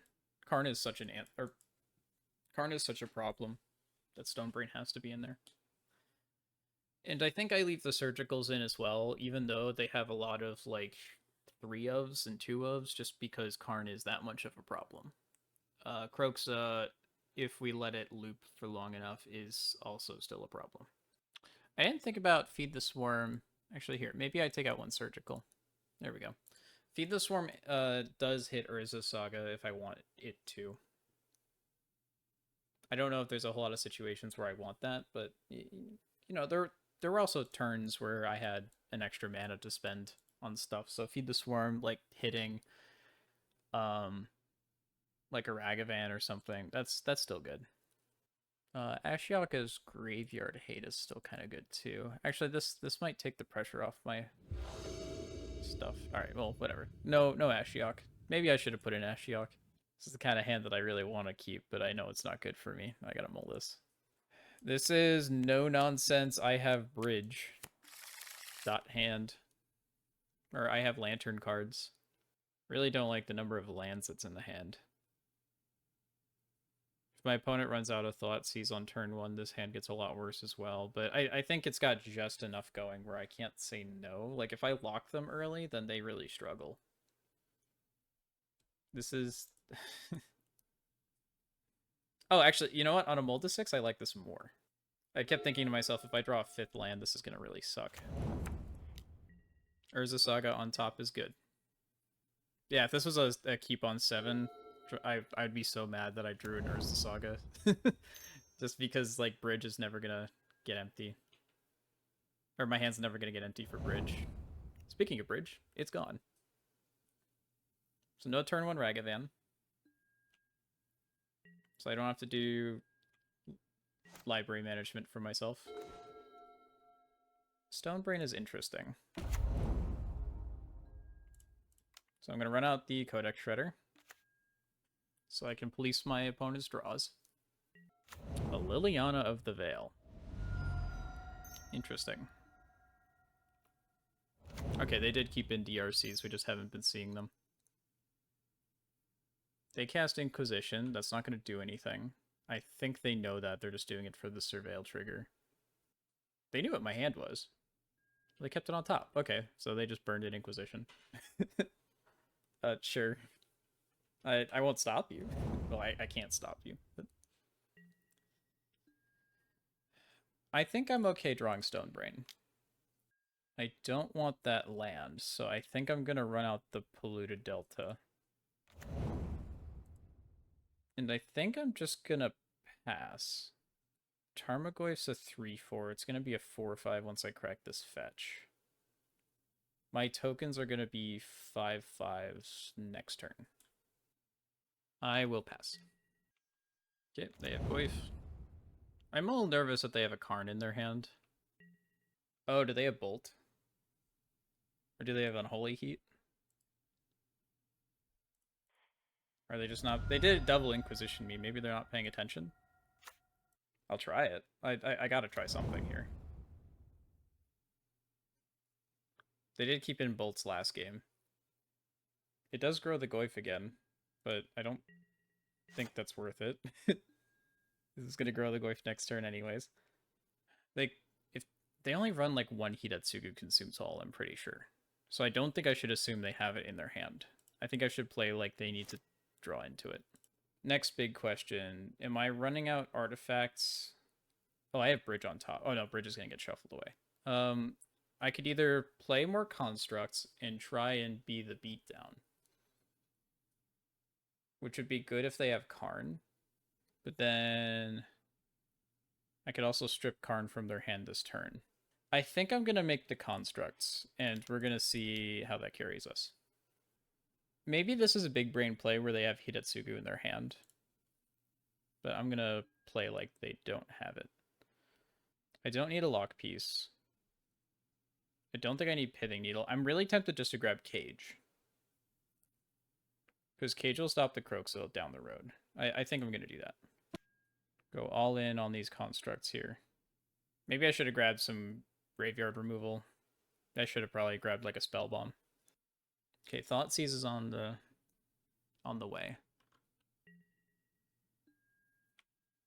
Oh, I'm behind on time. Jeez. I gotta go fast. Okay. So they can Kroxa, make me get rid of Stonebrain. But if they do that, then I get to see their hand next turn.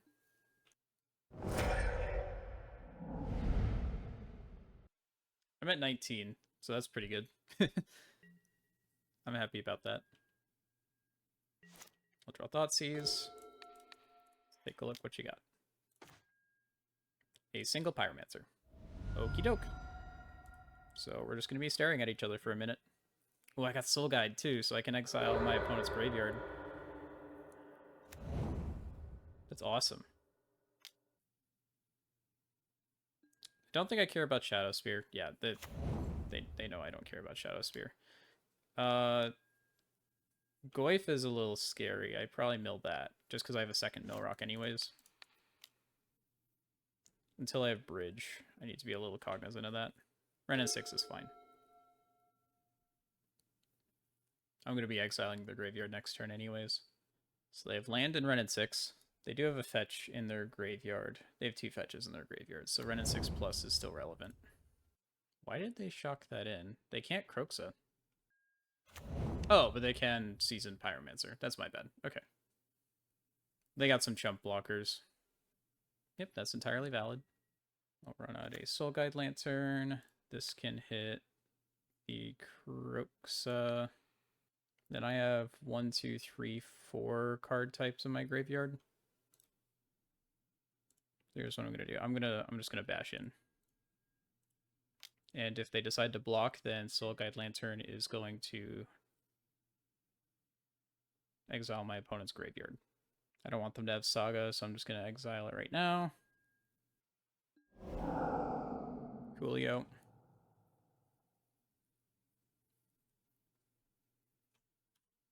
They can draw another Goyf. It's not going to make a difference. Cool. All right, got there. That was a great game. I think I could have gotten game 2 there if I played it a little bit differently. I think I was trying to get a little too fancy with naming Haywire Might with the Disruptor Flute. I think normally if they run it at all, they're going to run 1 in the main board. And I saw their deck in game 1 and didn't see it. I don't know. That was kind of a weird list anyways. I shouldn't get hung up on that game too. I think that was just there's probably a few mistakes I made in there, but it could have gone either way for most of that game. Anyways, on to match 5. Okay, final match. Let's do this. There's a lot of games played in this league so far. It's a lot of content. It's gonna take a while to cut all of this up.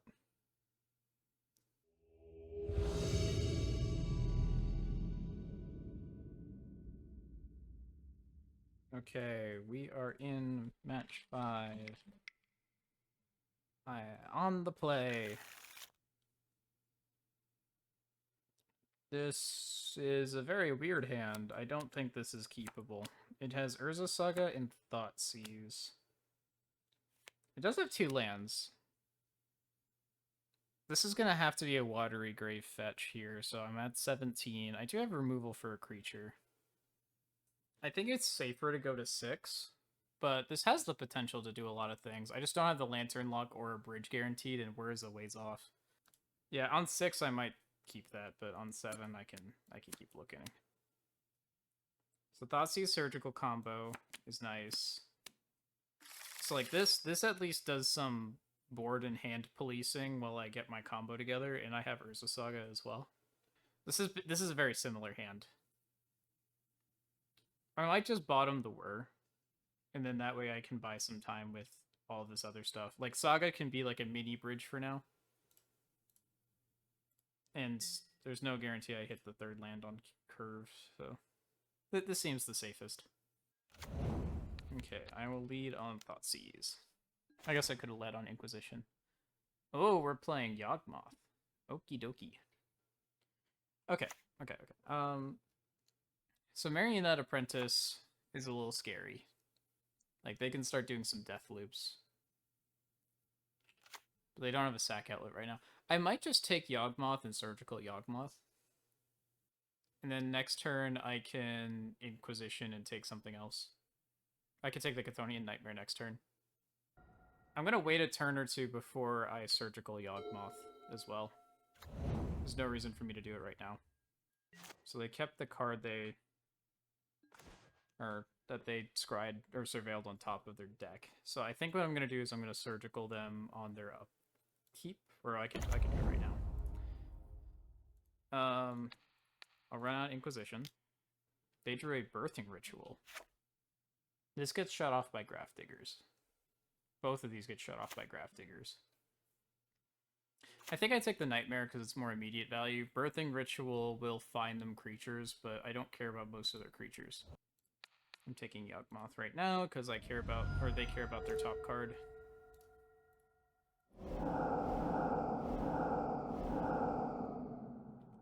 So their hand's still pretty okay. What are they going to run out? Like an Innkeeper, probably? Maybe they hold up Bowmasters? Okay, they hold up Bowmasters. I guess that makes sense. That's the thing on paper that deals the most damage right away. Okay, Bridge is nice. I think I'm going to try... They want to play their Bowmasters right away. So I think I'm just going to try and hold up some Construct tokens here. Gum up the board, and then I can Bridge afterwards. You put a creature with mana value X or less, where X is... Oh, so they can grab any creature that costs 3 or less if they sack a Bowmasters, and they can grab any 1-drop. Then you may sacrifice a creature. Okay, so they don't have to choose a creature. So looking at their deck, they are running a Haywire Might. They're running 1 Grist, 1 Geralf's Messenger.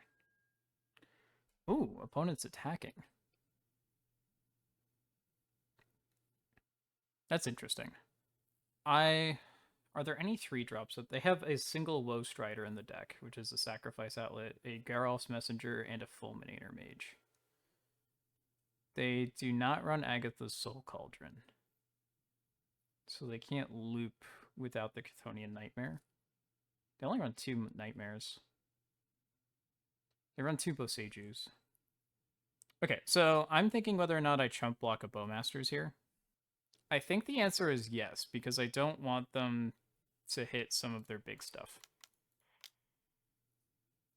On the Birthing Ritual. Well, so you know what? Yeah, I don't want them to hit a Fulminator Mage. That would suck. Well, it's only 1 card. Sorry, I'm speaking in sentence fragments here. This is a tough choice. I think I can let this happen, actually. I'm going to let it happen. I shouldn't have run out the Construct token. I should have waited till end step. So here's my line of thinking. These constructs are going to be 3/3s. This Urza Saga can grab a Grafdigger's Cage, and then Birthing Ritual is shut off. Because the creatures enter from being on the top of your library. Okay, they found a Young Wolf. That's cool with me. Okay, I'll make more constructs. I'll grab a Grafdigger's Cage. I'll play this Bauble. And I'm going to get a little aggressive. That Young Wolf doesn't come back if they jump block, so they might want to keep it around for a turn just so they can, like, cast this Marionette Apprentice. Do I crack this Bauble? I think I crack the Bauble. No, because they make another Orc army if I do that. Never mind, I'm not going to crack the Bauble. I do need a 3rd land eventually, because I'm pretty sure that my opponent is going to keep spitting out chump blockers for the end of time, or till the end of time, and they're going to gain a bunch of life, so combat damage is not a realistic win here. I have no cards that are, like, Lantern Traditional on the table right now. That's going to come up a lot. They may start sacking stuff just so that they can ping me once a turn. They may not have realized that the Grafdiggers works, but... Well, they sacked the Innkeeper. If they were sacrificing just for Marionette Apprentice value, they probably wouldn't have sacked the Innkeeper. Okay, Candy Trail's a great top deck. I can set up some lands and some lantern pieces. I'll keep this on top. So Marionette, these are both gone. They have 2 cards in library, or in hand. I don't know what they are. I think I just keep attacking into them. If they try and chump block, I'm going to block them, or I'm going to Fatal Push the Marionette Apprentice in response. Okay, second main. I'll cast this before they can do any shenanigans. So my opponent's at 6. They don't have a lot of ways to gain life. Oh, but they have so many cards. Alright, they're hellbent. I think at this point, I'm just going to shock in Watery Grave and play the bridge. That'll put me at 7. They're going to ping me 1 damage a turn with this Birthing Ritual. Okay, so I can swing in with both of these. My opponent has to block 1 of them. I think I'd rather have them have less creatures on the table to work with in general, so I might as well just swing in. Because if they get a sack outlet... do they have a sack outlet? I'm looking through their deck. They have Woe Strider. I don't want them to have as many things going on, I guess. Maybe attacking isn't correct. Actually, yeah, attacking I don't think is correct, because if my opponent top decks some removal, that will be a problem. They just tried to fetch a Dryad Arbor. It doesn't work because of the Grafdigger's Cage. They just blew their fetch. That's really funny. Wait, they just lose. They're taking 5. Okay. All right. All right. All right. I don't know what just happened there, but I'm sorry, opponent. I didn't. Oh, that's really funny. Okay, so Graveyard Hate comes in, Ashiok is coming in. This is a great matchup for Ashiok. Curse Totem comes in. This is like the best matchup I think for Curse Totem. Disruptor Flute can come in.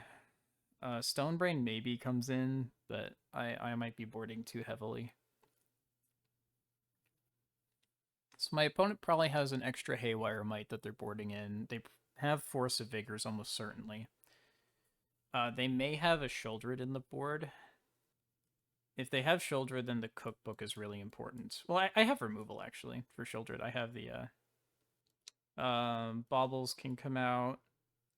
The Soulless Jailers come in. Permanent cards in graveyards can't enter the battlefield. So that ruins the Undying Loops. They also block really well. Maybe I throw these in as well. I need one more card to come out. I think Surgical is good in this matchup. You know, they don't have Agatha's Soul Cauldron. They have Yawgmoth. They have one Grist. No, they have Haywire Might. They do have a lot of needle targets. And they have Boseiju. And Chthonian Nightmare. Yeah, there's a lot of needle targets. Maybe I take out the Talisman. No. No, I have to trim a Whir if I'm going to do that. I'll just do this. Alright, I got 2 seconds. Hopefully that was good enough. I got lost in the sauce. Soulless Jailers are not in the board. Or not in the deck. They don't stop things like Cord. So I don't think it's the end of the world if I don't board them in. But it does stop things like Chthonian Nightmare, so maybe that was a mistake. It's kind of interesting how Soul Cauldron is in their deck list is getting replaced by something like Chthonian Nightmare.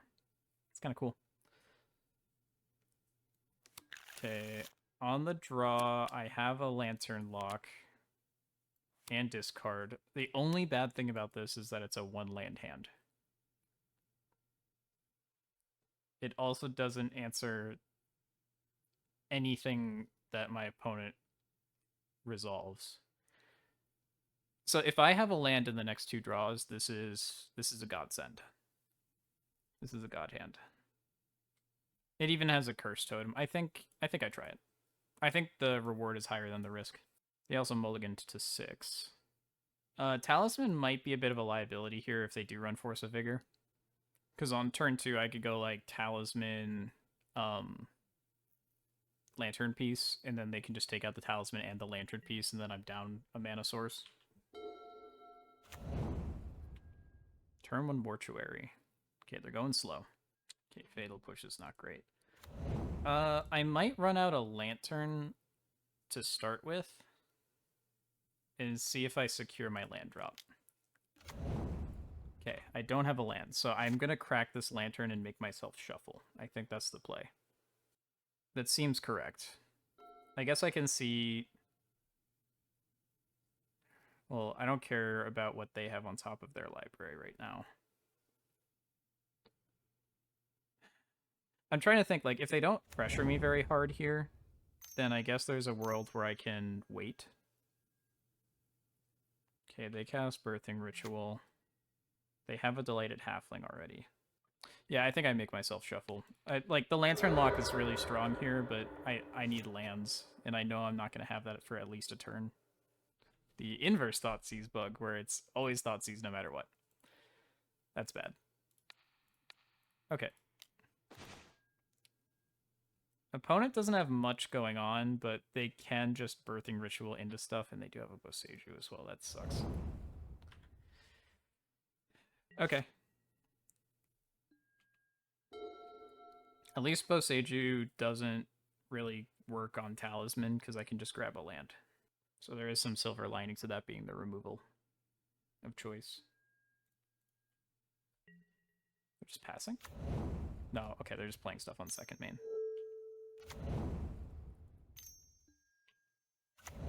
Yep. They got their double halfling triggers. What thing comes out next? Young Wolf. Sure. Okay. Land acquired. I don't care. They have Boseiju in hand, and I know that. So Thoughtseize doesn't do anything in this situation. I'm trying to think if I run out of Mill Rock or if I just try and snipe off this Young Wolf when they sacrifice it next turn. I think I just run out a Mana Rock. Give them some light pressure to Boseiju something. I can Fatal Push next turn if I need to. So we are seeing a bit of the downside of running the Talisman instead of a land in this game. Where, you know, this would have been a 2-land hand, and I would have been fine, but this was a 1-land hand with the Talisman. That's just going to happen sometimes with the deck. Okay, opponent swings in for 2. I'm at 18. They get a Birthing Ritual trigger at the end step. Yep, they sack the Young Wolf. That makes sense. They find a Marionette Apprentice. I probably have to snipe that, because that is an engine. Cool, another land is actually really nice.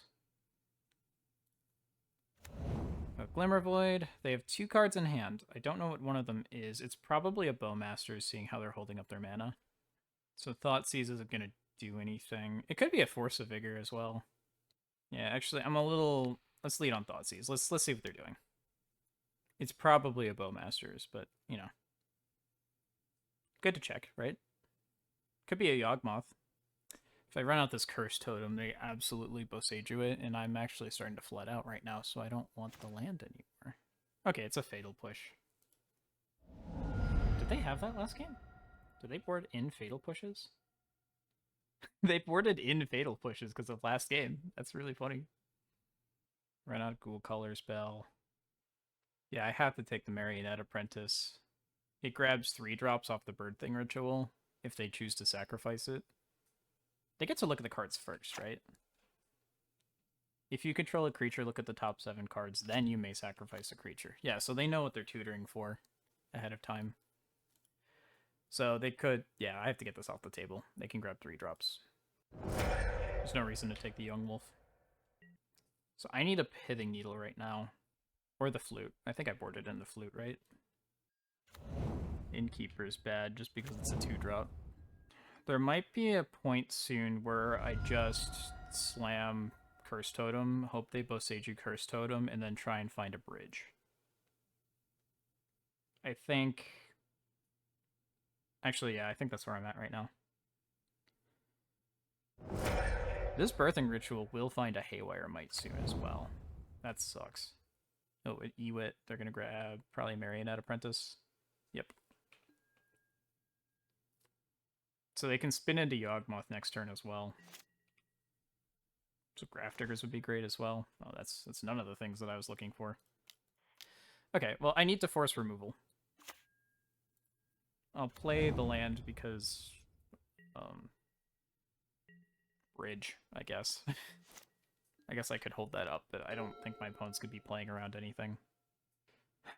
We would have this game down a lot better if I didn't crack that Lantern at the beginning. I'm trying to think if that was correct. My opponent is correctly identifying that I need an ensnaring bridge, and I don't like it. So I think we just lose this game. That's a Whir of Invention. I don't think that saves me, but... I can stop them at the beginning of combat. Maybe we cheese out a... something.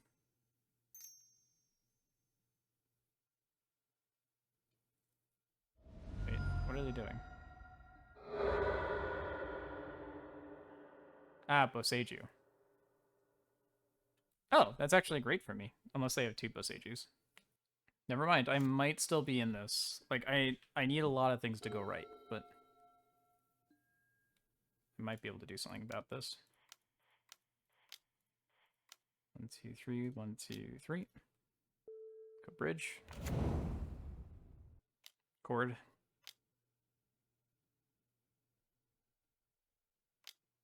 Oh yeah, they're paying costs. Yeah. Okay. So they have Yawgmoth, so they just win.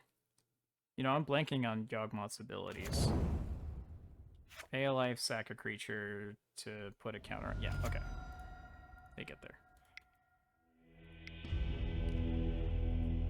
So, I think that was just the we took a gamble by keeping a one lander, and that's what's gonna happen sometimes. So I'm not too upset about that. I do kind of want my 3 Whirs, so I'm gonna bring those back in. I don't know if Set Adrift really matters here. Graph Diggers really matters in this matchup with the birthing rituals. Set Adrift removes the birthing rituals. Yeah, I think I have to keep it in. Maybe I trim a Candy Trail. How many artifacts are we running now? 19 1-drops and 4, so 23 artifacts. That's a little low for Whir, but it's not super low. Yeah, I think that's fine.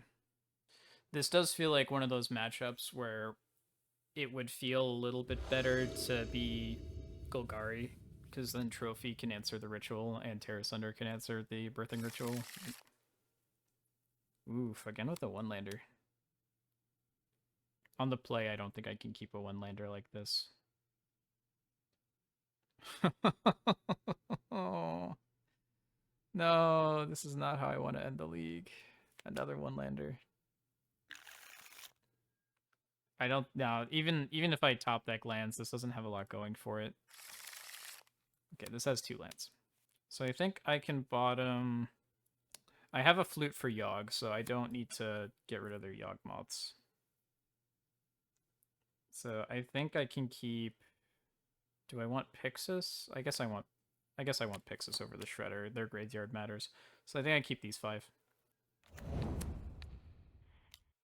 That is a hand of Magic the Gathering cards. They do have a Boseiju. I don't think I'd take their Halfling.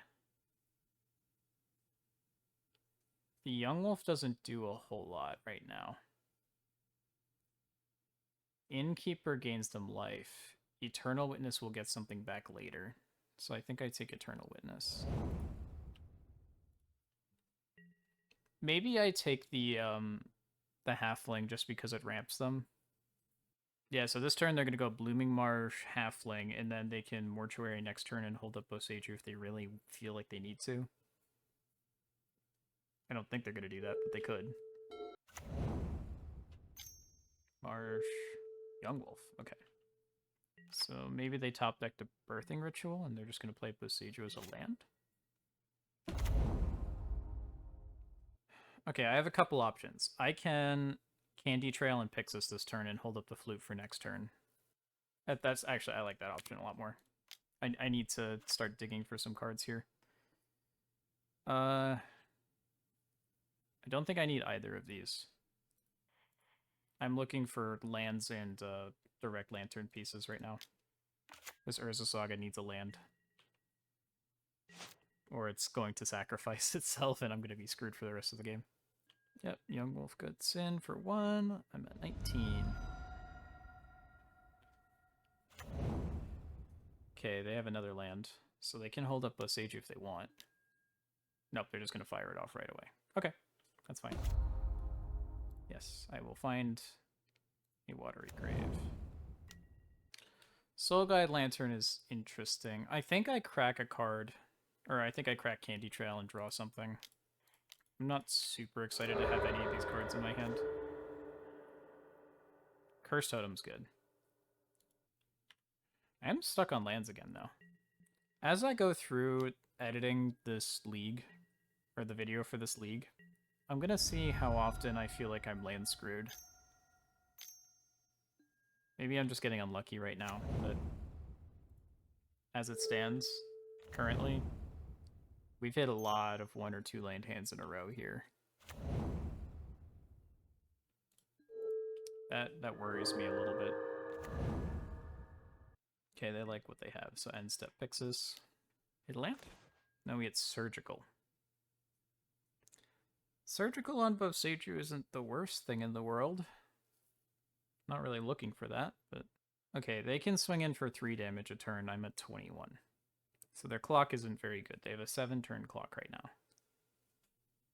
It will get better, but I'm not really hurting right now. So I'm just going to flute. I'm going to name Yawgmoth because they have the mana to cast that now. That's the way that this game spirals out of control, I think. I'm just looking at their library, right? Or their library from game 1. They have 3 birthing rituals, it looks like. That's another engine that they can use to squirm out of this lock here. Or out of this, I guess, board stall. Maybe I should have surgicaled the Boseiju while they were tapped out.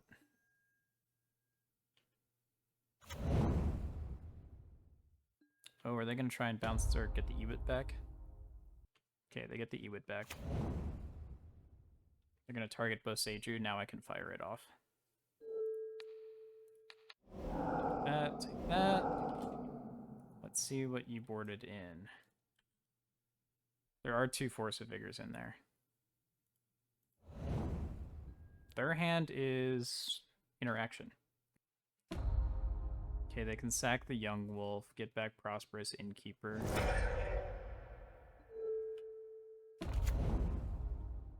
Okay, so their clock has accelerated. Okay, land is good. I do need more than just that, but to start, I'm just going to dump my hand on the table. I don't really have anything else that I can do. What card am I least likely to need from my graveyard? Probably the Candy Trail. So I'll just exile that.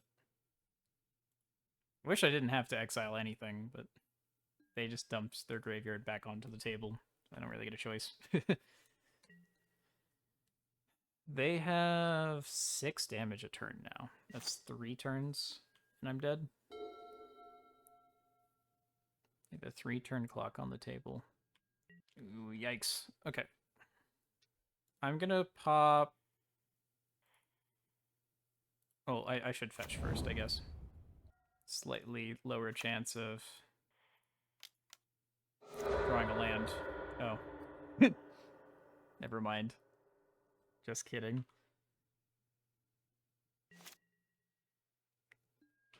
That's unfortunate. Okay. We need a bridge. We need a Whir of Invention. Yeah, we need exactly those 2, I think. Oh, they have Yogg. They have a Yawgmoth, but they can't cast it because of the Disruptor Flute tax. Well, alright. Is what it is. I'll take a look at what they got, but that's game. Oh, they had 2 Yoggs.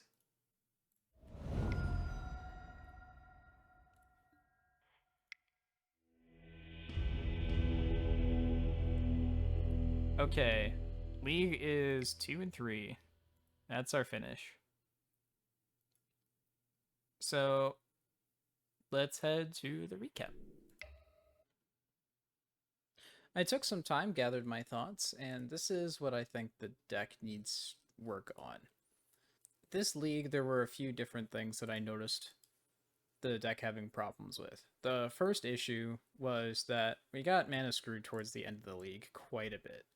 I think the deck leans towards wanting to flood a little bit more than wanting to get screwed.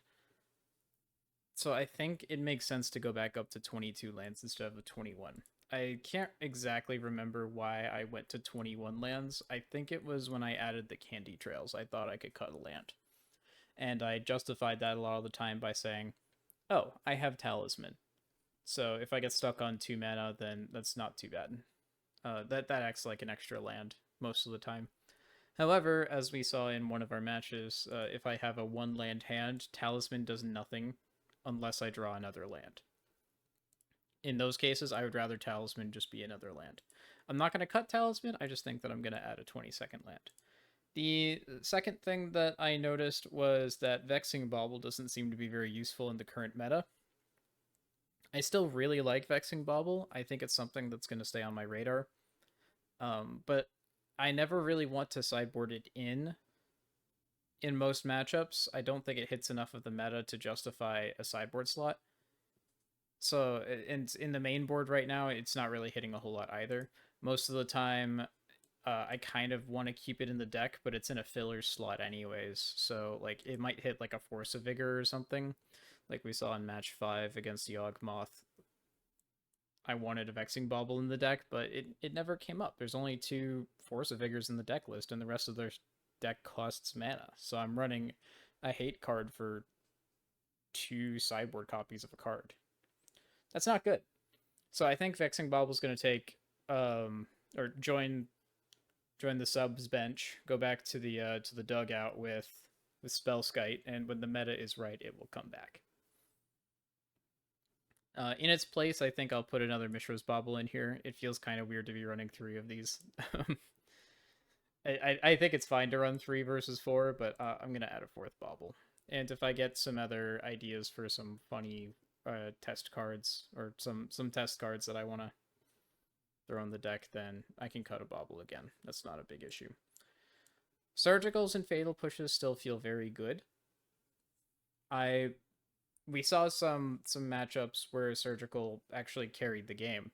And it has a tendency to just make your opponent have to play weird. Like last league, the video before this one, we were playing against Eldrazi Breach and took all their Ugin's Labyrinths because we just happened to mill it randomly on turn 1. And it just happened to ruin their game plan. I've similarly surgicaled a 7-drop, or Thoughtseize surgicaled a 7-drop out of Eldrazi players' hands before, and it just slows them down. I think that happened this league. If I remember correctly, that was the Eldrazi aggro game 2 or something like that. So surgical is good. Fatal Push continues to have value. It's a very creature-heavy meta out there, and in a pinch Fatal Push, you can just target any creature to dump it out of your hand. I like these 4 cards. I think they should stay in. Last note on the sideboard, Emrakul has continued to be unuseful. I think keeping a sideboard... How did Set Adrift do this league? My response is that it's lukewarm. I didn't really get a lot of... Or I don't think I casted this once in the league. And we did see it a couple of times, and all of the times that I had an opportunity to cast it, I was either already winning the game, or it was actively bad, or it just didn't do anything in the board state. I wanted to get rid of it to look for something more relevant. I still recognize that there's potential for Set Adrift. I just think that it's a one-of. It's going to require a lot of testing to see it in play, and it's something that I don't want to have in my opening hand most of the time. It's something that I want to draw into. So I'm going to have to put an asterisk on Set Adrift. I think I leave it in the deck for now. There's a chance that it might replace something like Feed the Swarm later on, although Set Adrift and Feed the Swarm do address different things, I think. Even though they're removal slots, like Feed the Swarm can be used against aggro, for example, whereas Set Adrift doesn't do a whole lot against, like, 1-drops. We'll have to see. I do like the idea of Set Adrift, so it requires more testing. But yeah, so next week I'll probably have an extra land. I'll probably cut a Bauble. Set Adrift is probably going to hang out, and Emrakul is on the chopping block. Lastly, I'll do some quick replugs. Check out the Mox field, links in the description. It updates live every time I make changes, and I leave notes with each change. If you want to check out this version, I'll probably have another version by the time you guys see this. Check the primer history and just go to the deck list, copy paste, and copy it. You can use this list if you want, or you can use the newest up-to-date one, and I usually try and justify my deck building decisions for each one, so you won't be in the dark wondering why I pick the weird things that I do. Check out the Lantern Community Discord. Link is also going to be in the description if you need help with deck building, or if you just want to talk about card choices, strategy choices, or you just want to hang out with Lantern folks. That's the place for you. And finally, I haven't been streaming a whole lot, but Twitch link is in the description if you want, or if you frequent Twitch, then that's a link for you. Until next time.